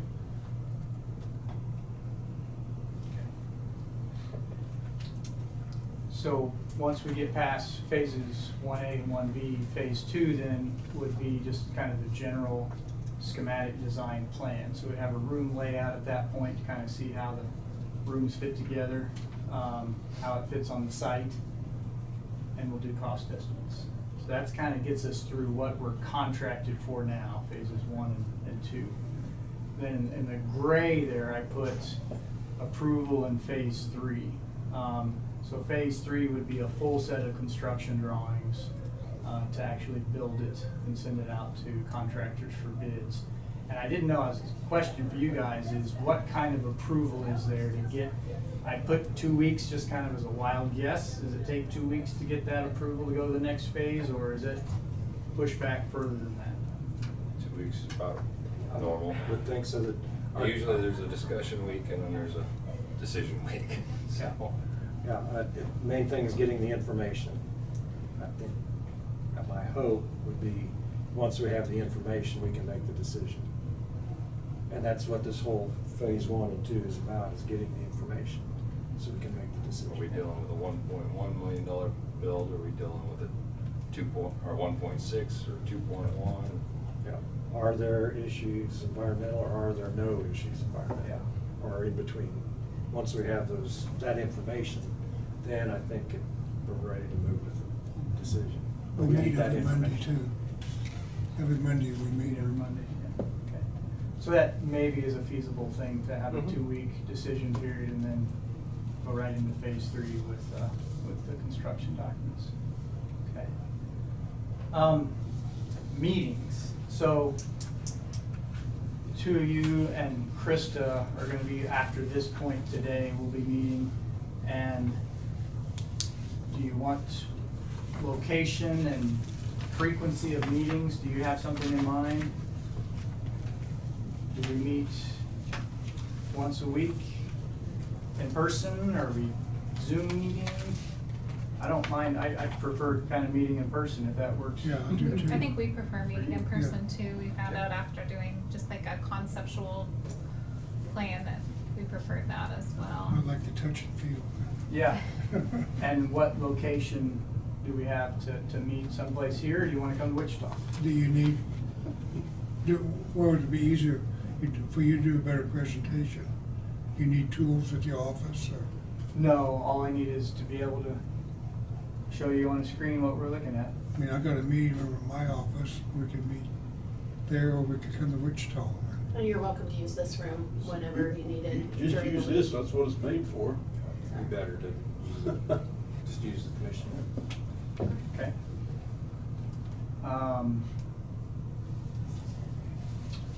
So we could,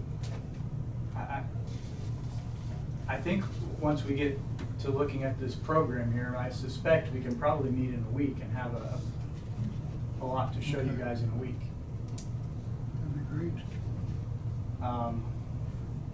But I'll send a email out to you and kind of try and find a specific date and time, but somewhere around a week from now, we should be ready to go to the next Go step. for Krista, but make her the lead on it. Yeah, okay. She has the busiest schedule. And I can sure send you an email, and that way you have it. We'll just, I think just starting like a communication week Yeah. with you, Commissioner Dalkey, Commissioner Crowfoot, and the architects would be ideal. yeah. Yeah. Okay. So any questions about schedule? I think that's moving along pretty. Yeah. Okay. Because once you first bring your first one, it's just gonna get ripped to shreds. Oh, jeez. Really? Chris That is gonna never say, I want happens. this, I want this, I want this. Randy's gonna say, no, come back, and Dave's gonna say something third. And that's But- helpful. and That's the that's- information we but need. that's how you get things done. Yep. And then again, maybe it'll come and everybody will go, wow, that's exactly what we wanted. Then we're suspicious. Yeah, that's true, you've never had that. I did have a question, being always on the contractor side of things, but as architects, engineers, you have to carry a bond rating? Not a bond rating, no. We have liability insurance. Or you never asked to get a bond or?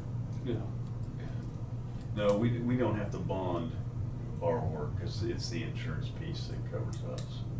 So we have a professional liability Well, it insurance. just seems like a lot of hoops for contractors, and I just didn't know if it was all the way up the deal. Because if you don't have a certain bond rating, then you don't get the work, because that's why I was taking advantage of a couple of you in the room. I guess you got better lobbyists. No, but our liability insurance is kind of the same thing as saying a bond. Liability insurance is what protects you as a client of ours. If we screw up on something, it's our liability insurance that covers, kind of like the bond does for you. So it's a similar thing, just done in a little different fashion. I don't quite, because I got liability insurance, and it's, 5 million, 3 million, so why do I still gotta get a bond? But that's where I was getting at. Neither here nor there, maybe a private discussion. Yeah, I can answer that for you. So let's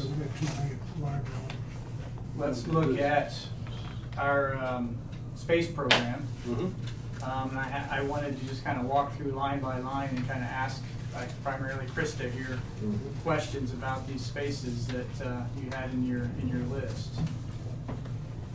Starting at the top, I guess, the waiting room. Right now, we've plugged in seating for 10 people, and I think that's probably more than what you would need, but what do you think? That's probably a good Okay. number, I would say. Because you got little kids, it takes more space. Yeah. We gotta have a little One of play the, corner. oh, sorry, John, go No, ahead. you gotta have a little play corner, that's all I said. Yeah, we, Christmas tree. that's what I was going to add in there. Having a space for kids, we often have parents that have multiple children, and sometimes keeping them entertained for a little bit is good. So we'll add that in.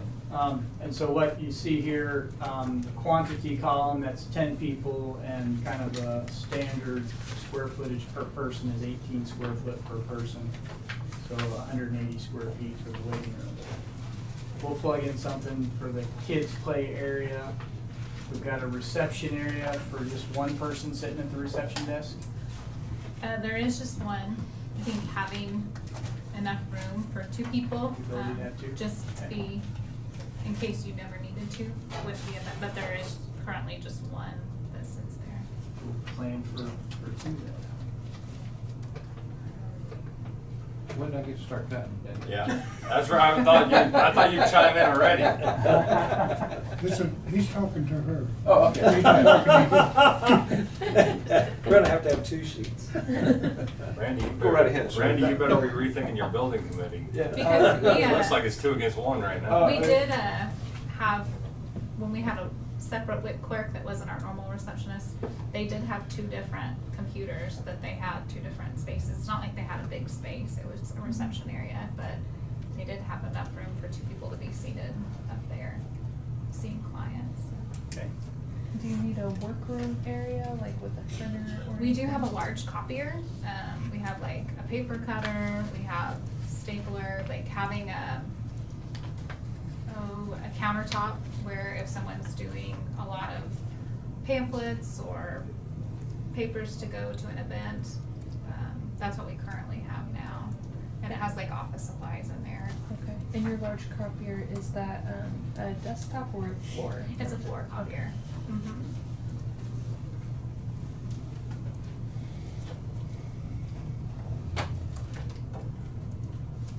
Okay, I plugged in about an 8x10 area for the kids' play area. Plugged in 100 square foot for a copy room, 10x10 copy room. Conference room. You didn't specify a size. I figured for 8 people, if you've got 8 offices for all your staff. We do have 8 staff.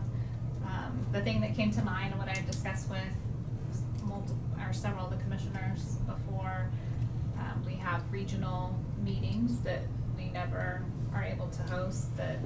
So in our region we have Cowley County, Sedgwick County, Harvey County, Sumner County, Butler County, and usually those meetings, they have 2 or 3 people per county that come.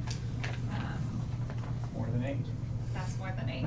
Or if we were to host a class, like if we were to do a CPR class, or if we do a mom-to-mom class, which they did do prior to COVID, and Lynette's trying to get those started, they maybe could have 15 people potentially for a meeting.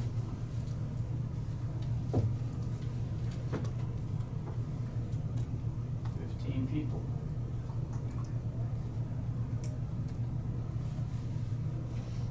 That's conference room, I don't, explain that to me, that's conference room 8, quantity 8.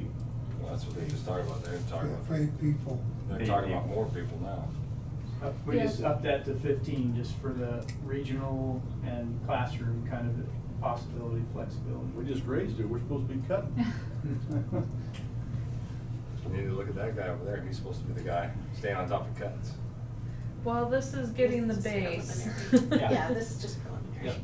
Yeah. So this is the dream concept, is what I'm taking for granted. Yeah. Right, Randy? Yep. Okay. You're the contractor, construction guy. Next thing on the list is offices, and right now I have all those listed as 10 by 10s, 100 square feet. I assume that some of those can be either bigger and or smaller. Usually you'd need 120 square feet if you have to have an office with a couple of guest chairs for 2 people to come sit in your office with you. Or if it's a lower level office position, could be even a cubicle, an 8 by 8 cubicle, which is only 64 square feet. Our biller requires probably, has an office that would require the most space during immunization seasons, like flu shot season. Right now she has a desk out in the hallway that takes up most of the hallway, which is a fire hazard. But she doesn't have room in her office for it. And then. So she would have a couple of people that would need to come Not to her office? necessarily people in her office. She may have one person that comes to her office, which is usually me. But the space for like a countertop space, and a space to lay out bills and, I mean, I could see that would fit in a 10 by 10. okay. Yeah.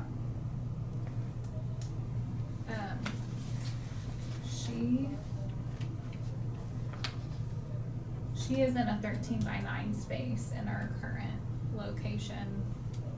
It does have a sink, which she doesn't need, and so that takes up space, like in, It was an old exam room. yeah, yeah. But it doesn't seem, however it's laid out now, it's not enough room for her that she's out in the hallway as well. Oh, she's pushed out beyond the 13 by 9. So, okay, so let's make that, is that the only one that would have that kind of spacing? And then in my office, I meet with people, sometimes 2 people, sometimes 3 people, but that would be it. Okay, so that'll count you in the same boat as her. 2 offices at 120 square feet. So the other 6 offices, what about them? I think your 10 by 10, I think that would be appropriate. None of them in cubicles, no 8 by 8s? No.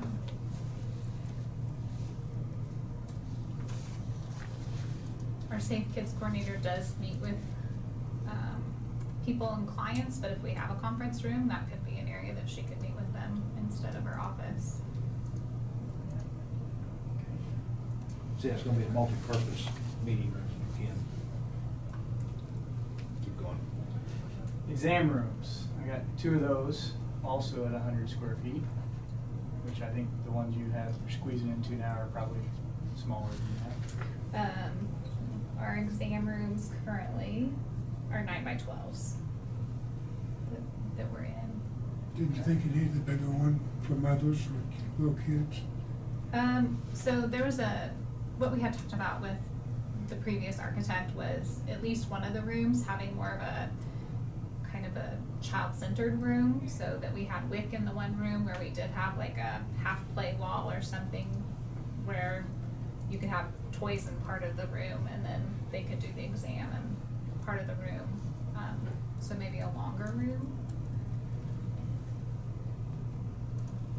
So one regular and one bigger? Yeah, that would be good. Oh, you look at 120 square feet then? Another 20 square feet for?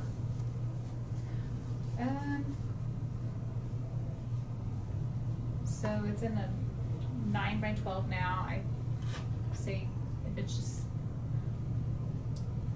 2 foot longer, maybe. 12 by 12. That's 96, 12. Didn't you say what, 8? What'd you say, 8, 9 9 by what? 12. 9 by 12. That's what they're in Oh, currently. it's 118. Okay, well, okay. Plug in 140. Break room, we've got in here at 160, which would be enough really for all your staff to sit and have lunch.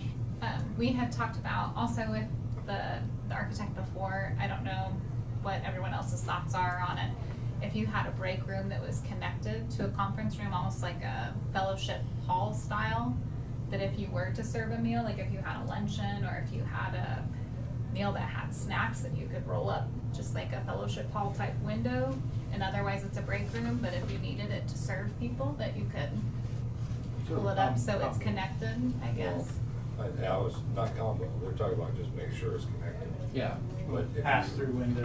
If you had your conference room with a break room, with a sink and a mini fridge, then you've got a dual purpose room. We'll just have to, when we bring it back, make sure that don't happen. Because if you're gonna hook them together, then that's what you want. Well, unless you need those 2 separate spaces, you know, you can run meetings separate from like people eating and meeting in the break room. But that way it's dual purpose and you don't end up with two spaces, just. Duplicating. Yeah. Sufficient.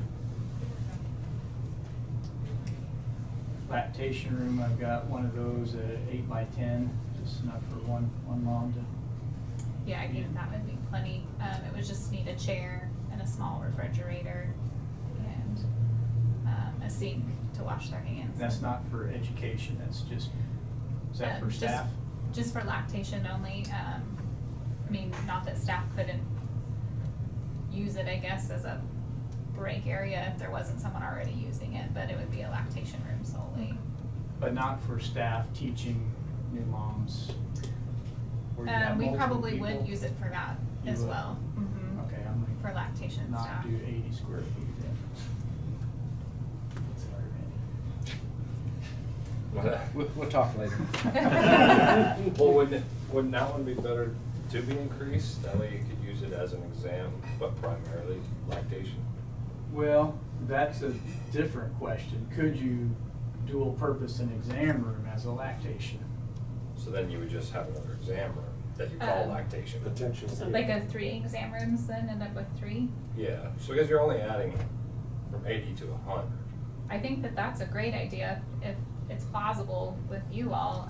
When I talk to other health departments, there's health departments our size and smaller that have 4 exam rooms. But see, that's the thing, is you can call it an exam room, you can call it a lactation room.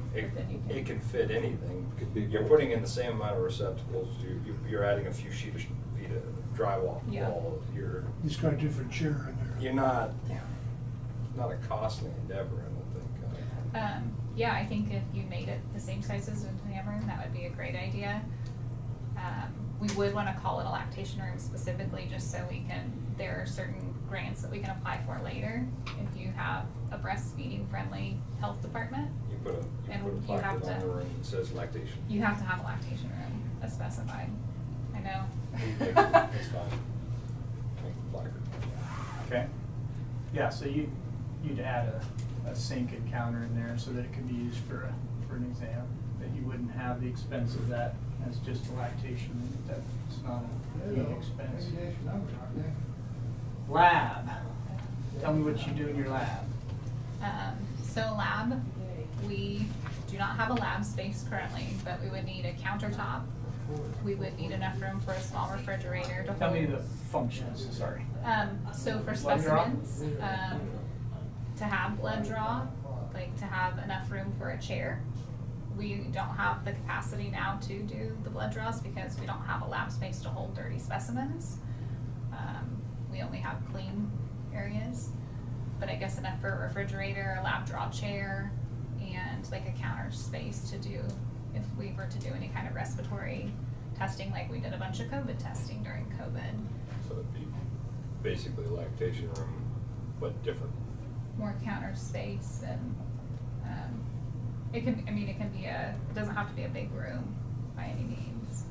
Yeah, I've got a 10 by 10 also for a lab, which would get you enough for a blood draw chair and counter. Can you back that up to a bathroom so they can pass urine samples? That was my question. Are you doing UA? We do not, but it would be nice to have the capacity to do that. There's lots of testing through the state that's free. There's STI testing that we don't have the capability of doing because we don't have a lab. We don't have a space to keep those specimens. But if we did, we would have urine samples with that. We can locate it right next to a bathroom and put a pass-through so that you'd have that ability without really much expense, just where we put it.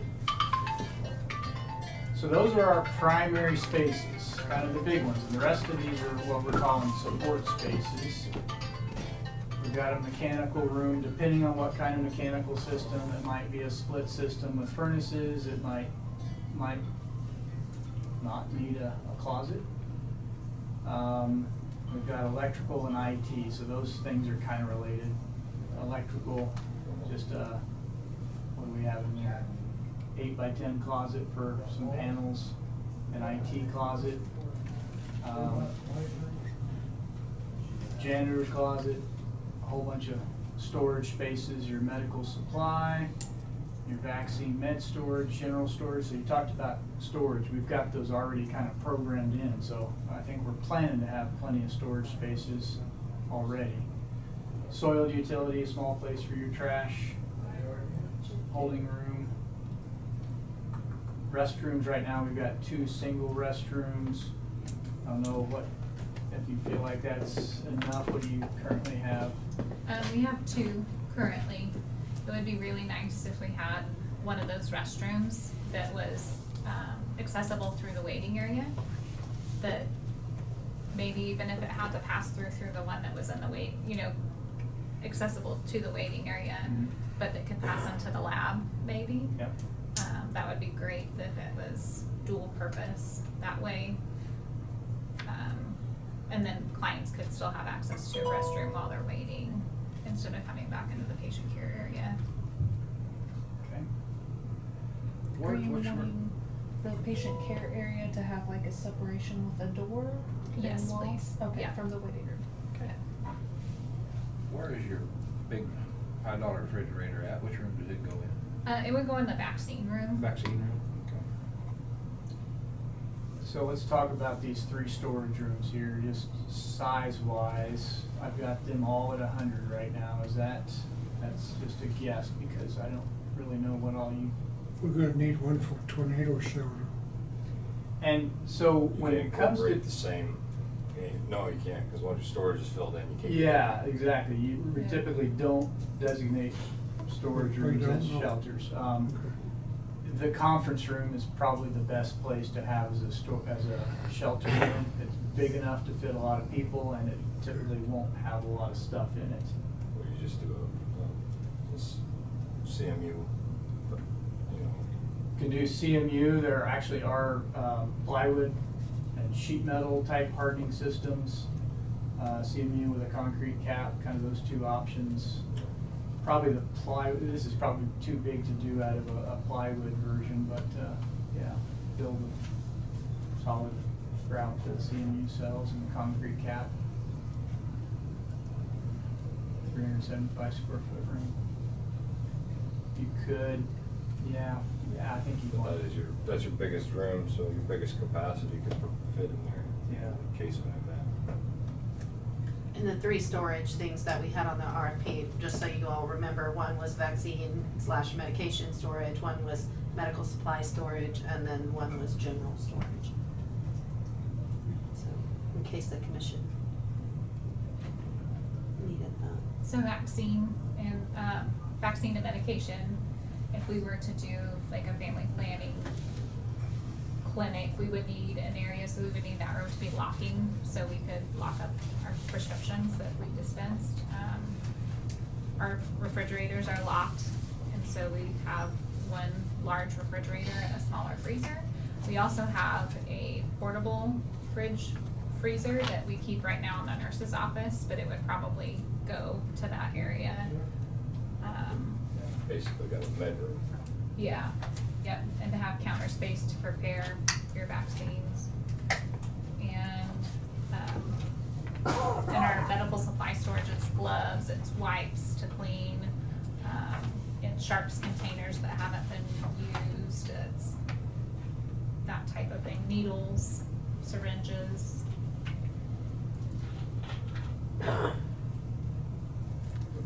Where is that currently? Currently it's in our back hallway. So, There's a lot of stuff in the back hallway. Oh, this real little sample closet, this little skinny guy back here. Yeah. Krista, Uh-huh. you don't have anything for safe kids storage. Safe Yeah. kids storage would go into the general storage probably as like well. 11 So like our 11 by 7. signage would go there. We have some large signs, like if we have an event. Oh, I think in our other one, we did have a separate safe kids storage though, didn't Yes, we? 11 by 17. And the general, we had a 9 by 20. So our Safe Kids program, we have lots of car seats, so those are pretty large item. They're not heavy, but they take up a lot of space. And pack and plays, life jackets that come in large boxes, Right now. bicycle helmets. Right now you have that in a outside container, is what she has out beside her, in another place beside her building up there. Uh-huh. So that's whether we do away with that or whether we move that to save for storage, for outside storage. It's not fun to go to, and not fun to get to, I agree. But anyway, that's another question that we have to answer too. It's an outside container unit is what it is. Whether we have any room left with the design or not to put it, I don't know. So you say 11 by 17 is what you've got listed there? Yeah, So 180 square feet-ish. because it's so bulky and it should be kind of climate controlled so the heat doesn't damage Yeah, car seats and stuff. yeah. 'Cause it did get hot this year. I don't know what the container would be like. That's where they've been stored for all these years. I know, And what'd you say the general storage was? General storage is signage, so we have signs for events, some of the just like supply overflow. And what size did you have that? about 19 by 10. Okay. And that'd be nice if that was close to the garage, so we load the car out of the storage area.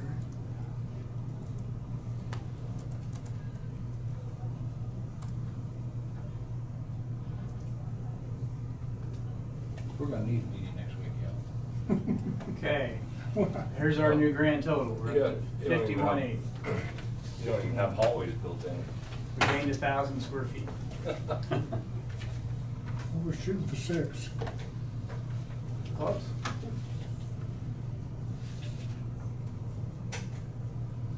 Did I miss a space? Covered drive-through. Yeah, I've got those listed as exterior spaces because those aren't actually gonna be conditioned spaces. So I have those on here, but just not a square footage for them. Okay. In the drive-through, would you need a window from the interior for somebody to be on the inside of the building to pass things out? So one of the things that we had thought about, which wouldn't take up any extra space, but, so we can get free condoms from the state, and that obviously needs to be climate controlled as well. And other health departments have had an area where clients can pick that up, but if there was like a pass-through drawer that's right under the drive-through that someone could come and help themselves to whatever we have there. So if we have a covered entry and overhang, and somebody pulls up underneath there and they can like go and grab something. From And then I inside. think Well, just a door Separate would from the be, entry. Yeah. So that also Yeah. could be used for car seat and Mhm. vaccinations, something off to the side. yeah, Yeah. but not a window per Okay. se, but just like maybe a door that they can And this, pull open. if I remember the previous conversation, right, this maybe is a drive-through garage. Yeah. That is your drive-through That's that what, has the that's what window, Randy right? wants, but I'd Yeah. rather have a roof over, because you're not gonna back the car in and out every day though. No, that's what he said, drive-through garage. So you got two doors. But you got the car in the garage. Well, get the car out, you're gonna use the drive-through, but you can Well, still house it. She uses it daily. When you take your car out of your garage daily. You're gonna have a I don't think drive-through. I'd use it. I don't use the car every day. It's multiple times during the week, but not every single day. Sometimes it's like an open sign. When you pull the car out, you park it back in front of the building, you know the place is open. You know, the damn committee. Let's all spend too much time arguing about the car. Yeah. Once we get our plan, everyone can pick it apart, huh? Yeah. We can pick it apart then. That's why I asked if you want to see the original one, that plan. Wait until after he designs one. With your 5100 number, 50 by 100 comes up at about, 5,000 square feet. I don't think 100, I don't know, 100, we only got 150 foot wide lot. It's 100 by 50. 150. It's 143. Yeah, it's an odd shape, it's like, Yeah. 143. So with the 10-foot setbacks, you've got 123-foot width total to deal with. Then you gotta take another 20 foot off for the drive-through. I'm just talking about the To 5,000 Take square 40 foot foot building. off of that, Right. 20 foot on each side of the building. Yeah. Yeah, it's a very tight site, so Yeah. we'll see how this guy fits on here. What's the commercial building rates right now?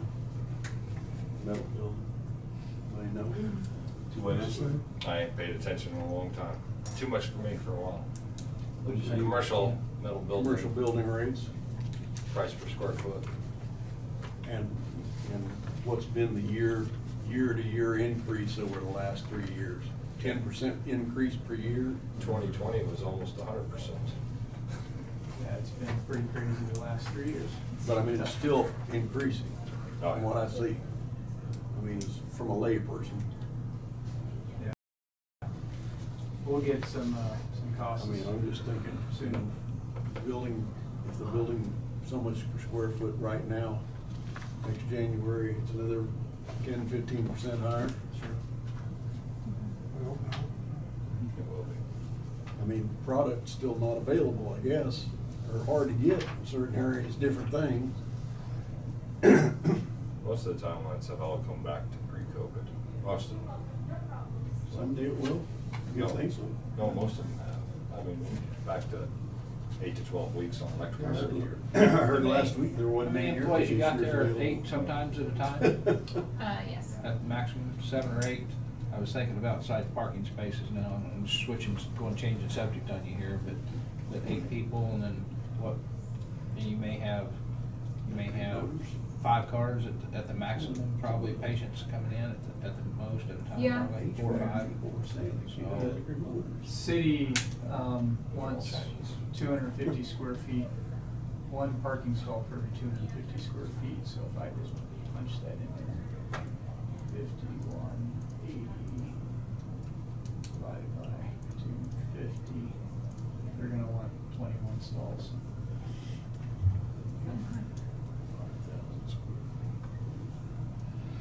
Gonna need it all the way around to get 21 stalls.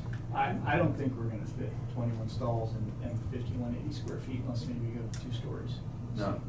Not unless you eliminate one of the driveways. And the drive-through makes it really hard because you gotta come out the back side, which means you gotta either go through somebody else's property to get out or turn around and take another 20 feet Hey, of your width. Darren, how wide is that at the food bank? Is that circle? The pathway, Yeah. I think we have it at 12 feet. From the. Oh, you mean from the front building? door How far is to, the Both setback? of them. How far is the setback? how far, how big is that the cars do the U-turn on? I can tell you in a second. We got a food bank where people It's about drive half. in and do a hard U-turn. But it's about half the size of the lot that you're talking about. So we can easily get a U-drive at the front entry. That's easy to do. But it's Takes the all the drive-through board- takes all- garage that gets 55. Or complicated. 55, okay. But it's also the whole swing of the thing That's that. pretty, it's pretty tight. If you want both a drive-up window, drive-through window path, to the outside and a garage, it's going to be real tough on a site where we only have access to the Yeah, front. and we got older people doing it too. So, some money in bollards, please. Bunch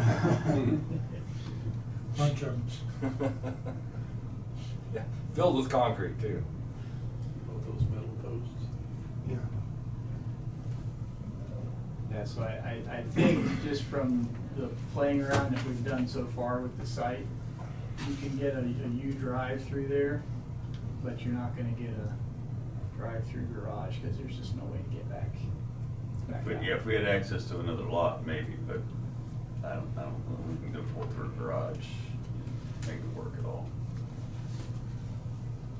But we'll have some stuff to look at next week. Okay.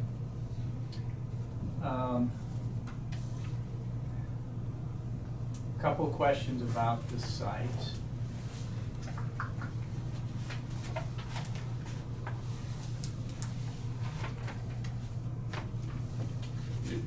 Just to give you an example, next time you drive by, the fitness center is a 50 by 100. Yeah. So you're looking at the exact same size building as what's there. Yeah. For Diamond Age. And then still being able to drive. Is that the 1222? That's one to the east, that new metal building to the east side. That's a 50 by 100? You said that was a 55 by 100? 50. 50, it's 50 by 100. It's a standard size building. Yeah. What I don't know, I'd have to go out and take a look. I'm not sure how close that is to the back of its lot. Probably got 20 foot in the back. That's what I'm thinking. I mean, for I think it's where our for- pin is. To the center of the trees. Yeah, the center of the trees is closer to the. It goes up past the trees. Oh. It goes back a long ways. Yeah, he could be actually 25 feet. So, this building could be pushed back further up street, gaining in a little bit of road parking. I don't know if that's gonna solve the pass-through garage problem. How about turning the building around? What do you mean? You just push the building back so that the front is the same as the. Yeah, but then you gotta get around one side. Yeah, but then you got the lean-to in the back. But yeah. You're gonna end up with a lot more concrete doing that. Yeah. You just upped your concrete cost by probably $40,000 or $50,000 pretty easy. But to And that utilize that sector- space somehow. So, it's all stuff we'll look at. Yeah. They'll do the building and I'll figure out how to make it work on the site. But what I can't let you have. Yeah. So it's 3 stories. And every Well, then story- you gotta add an elevator, so Every Yeah. story makes it more expensive. I know. Or a really long That's ring. what I There you go, yeah, really long ring. It's gotta be one story to keep it inexpensive. Here, one thing that kind of affects the site layout some is how you would foresee doing trash service.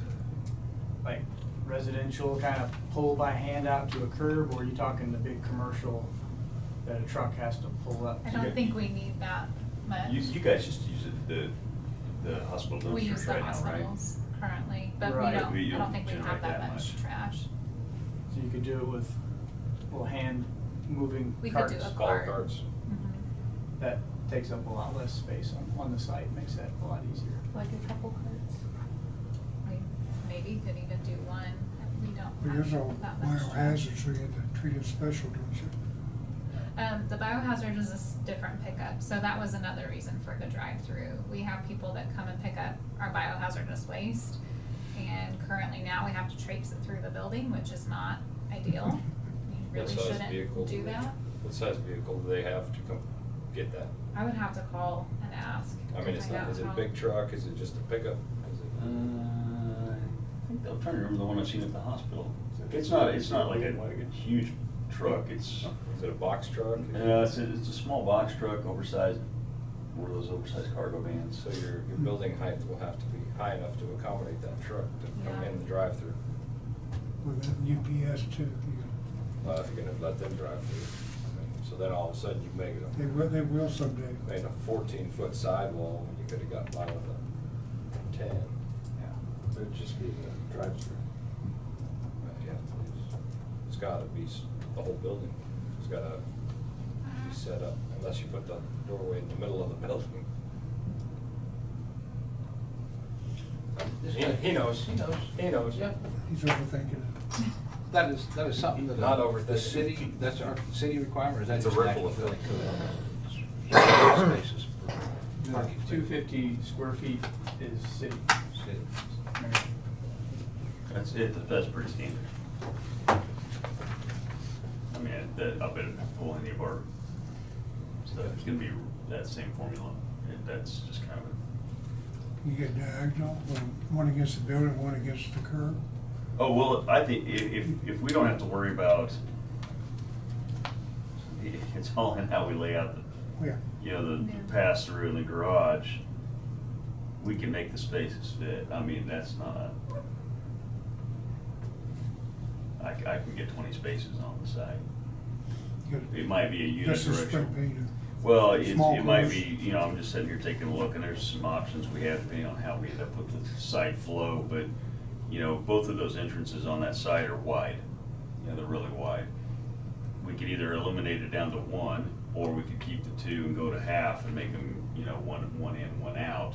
Now, all of a sudden, you kind of control your flow on your site, and now you can make stuff fit a little different. So all that stuff we'll look at is they come up with a building plan and where stuff needs to be on the outside of the building, we'll figure out how to make this stuff work on the site. I'll meet you at this Saturday and talk about it.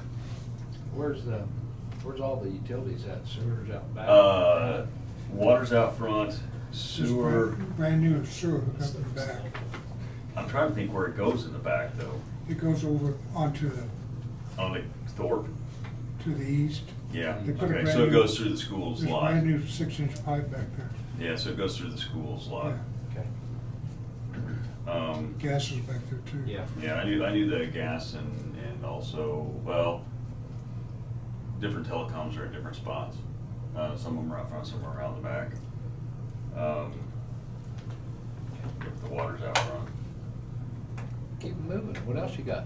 I'm okay with it being over detailed, because Did- otherwise did you we- get a 2-degree bend in the transfer station. That truck don't leave, you don't think about all these things. So, Krista, any other spaces that we need to plug in here? I don't think so.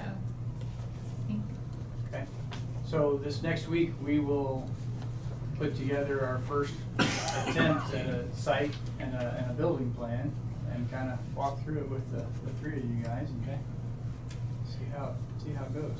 Because of the vaccine that we have on site, we have to have a generator for it. Does that have any bearing in the? Yeah. Okay, well, we have to have a generator Just set for aside there, vaccine. just outside someplace.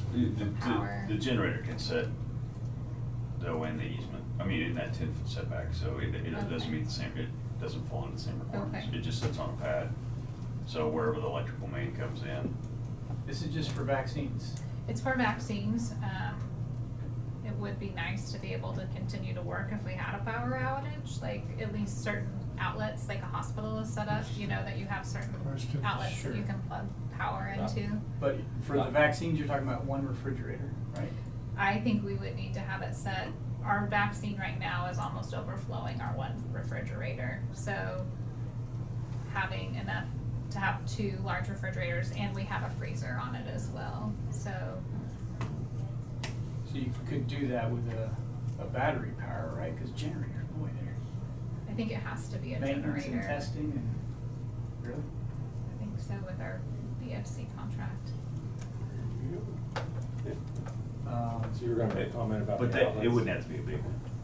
You know, we You could were put gonna in make a comment about the outlets?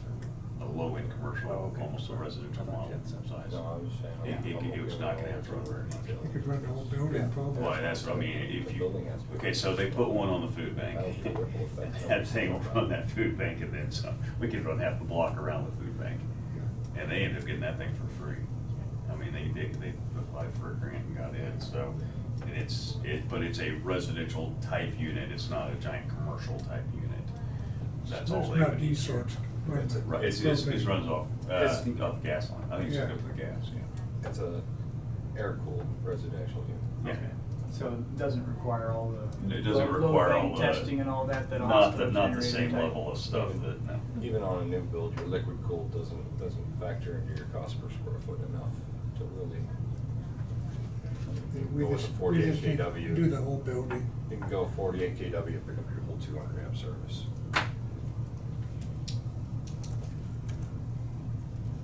Or you can stick with a 26 kW and just get 150 amp, so Just, you know, it's a pole now, right now. 26, just wouldn't run the whole thing. it will. Not, I mean, if you had every compressor kick on and somebody fires up the range at the same time. I mean, you're talking about an office complex, really.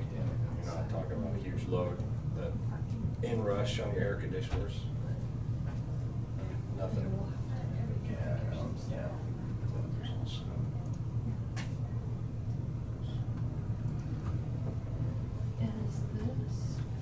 All right, anything else? That's all I have to cover. At least he's smiling. We'll see how it fits. You like challenging. Yes. See? There are opportunities. There are opportunities. Take this job and shove it. This is, no. That's good. Get it right. Might by the end, but right now it's Right right here. here. It's very good. Try to scare them off the first meeting. You really want to test a person's character and see if they got the follow through. All right. Thank you, guys. You have a code? Yeah.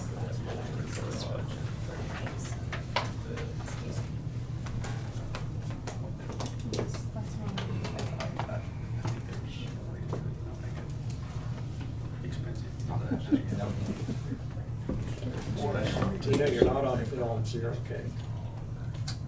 Watch out, fellas. Watch out, fellas. That flag was starting to lean. Don't want to knock anything over on The you. only thing we'll have to do is.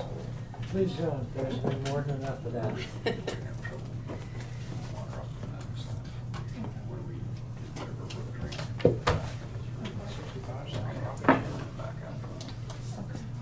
Right, or Union Station. Really? Yeah. Extra water right now. I think that's gonna stay. Used to be the old ice house. Bring blocks of ice before we had refrigerators. Underground, because we do have that southern inlet, there's actually more sewer in there. Yeah. So if.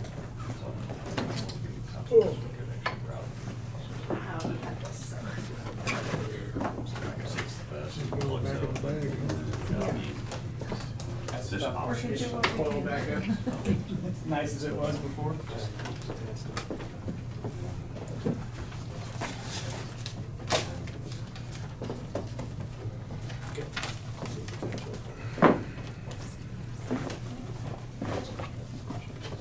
Right. How little bag did you have that in? Oh, no, you. Oh, your black bag? Yeah, that's perfect. Thank you, Randy. Very nice having your input around. Huh? Very nice to have your input around. What are you kissing up for? Got a project I need to. Yes, yeah.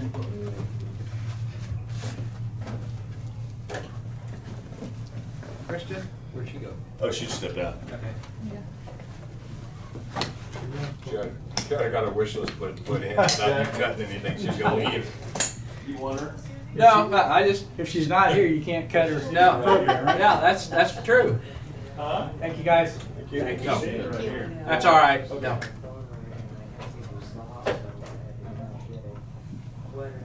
How would the board like to proceed now? Say in a week or two, next week we come back and look at it and make some things. What does the board want to know? I mean, information brought to them. You guys come up with a solution, or any information. Sure. And then bring it, but you guys work through it. Okay. Bring something up. I would like for you to keep in mind the 2.5-degree turn of the transfer station. Every little ripple effect that led to that 2.5-degree bend, that made the semi-trucks not be able to get in. That's what I'd like you to keep in mind throughout the whole process. But when I say you gotta raise the building, to get the box truck in, to get the whole thing, it's because you gotta raise the building for the whole thing. And how you get to that is because we had to do it because of this box truck. And the drive-through can only be on one end or the other, so you lifted the whole building and you added 2 feet of cost. All right, we'd like to go into an executive session now that we're into the counselor's agenda item. I move we recess into executive session in order to discuss contract negotiations pursuant to KSA 75-4319B. Item 2, consultation with our attorney-client privilege with the commission, Brad, Tina, and Kurt for 10 minutes, 3:22 to 3:32. Is there a second? Second, Commissioner Gearing. All in favor, say aye. Aye. Opposed, nay. Motion carried. Back at 3:32. Grab the door. I can get it, because I wanted to make sure that, And that's it.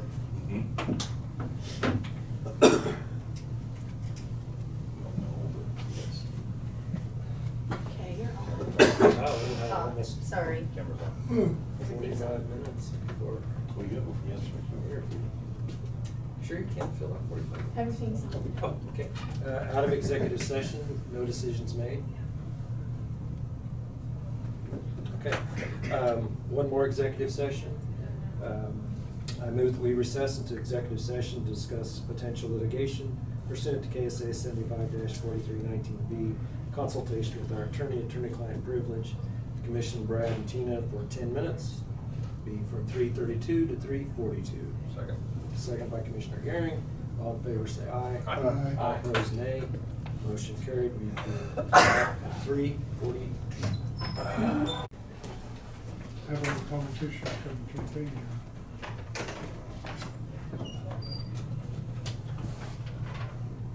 And you are on. I don't know why it's not talking to us anymore. It's tired. It's tired. But everything's on. All right, out of executive session, no decisions made. Now, basically, the plan would be to go into recess until 4:30, when we'll have an executive session for an interview. So I guess at this point, I would ask for public comments. If there's any public comments online, just type your name in and unmute your microphone. If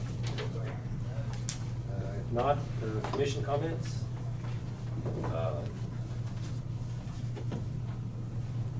Lancer Pro Audio, he's out of commission for a while, so we have discussed, we will hang the displays, we will take care of everything, and all he'll have to do is program.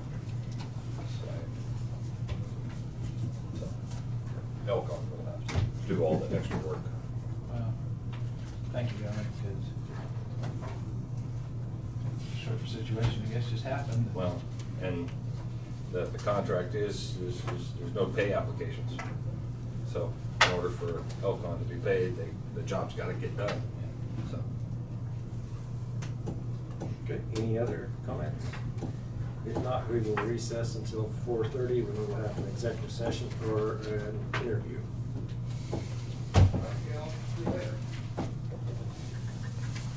Okay, everything is on. And we're recording, even though it doesn't tell you. Okay, so we're good to go? Yes. All right, out of recess, back into general session. At this point, I move that we recess an executive session in order to conduct an employment interview for Road Bridge Director pursuant to KSA 75-4319B.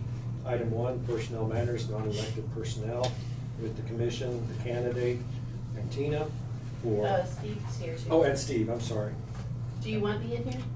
Oh, Tina if needed. Okay. But Steve Hudson here for 45 minutes, starting at 4:30, going to 5:15. Second. Second by Commissioner Garing. All in favor say aye. Aye. All opposed nay. Motion carried 5-0, back at 5:15. I'll tell you, the funniest story of all is the day we had the road bridge in here at 7:30 and 7 in the morning, and we was all gonna have a little meeting. The last commissioner walks in, who happened to be a lady from Hillsborough, and one of the. Everything's on. They just had turned the lights off, and she walked in, her lights on. She walked in, who shut the lights? Who turned the lights on? Turn them off. Well, those road bridge boys, they, yes ma'am, yes ma'am. All right, everything's on. Okay, back to business. Out of executive session, no decisions made. Let's do another 15 minutes so we can discuss the candidate. I move that we recess into executive session in order to discuss employment application for Road Bridge Director pursuant to KSA 75-4319B, personnel matters, non-elected personnel, with the commission and Steve for 15 minutes, 5:17 to 5:32. Second. Second by Commissioner Dahlke. All in favor say aye. Aye. All opposed nay. Motion carried 5-0, back at 5:32. Cameras on there.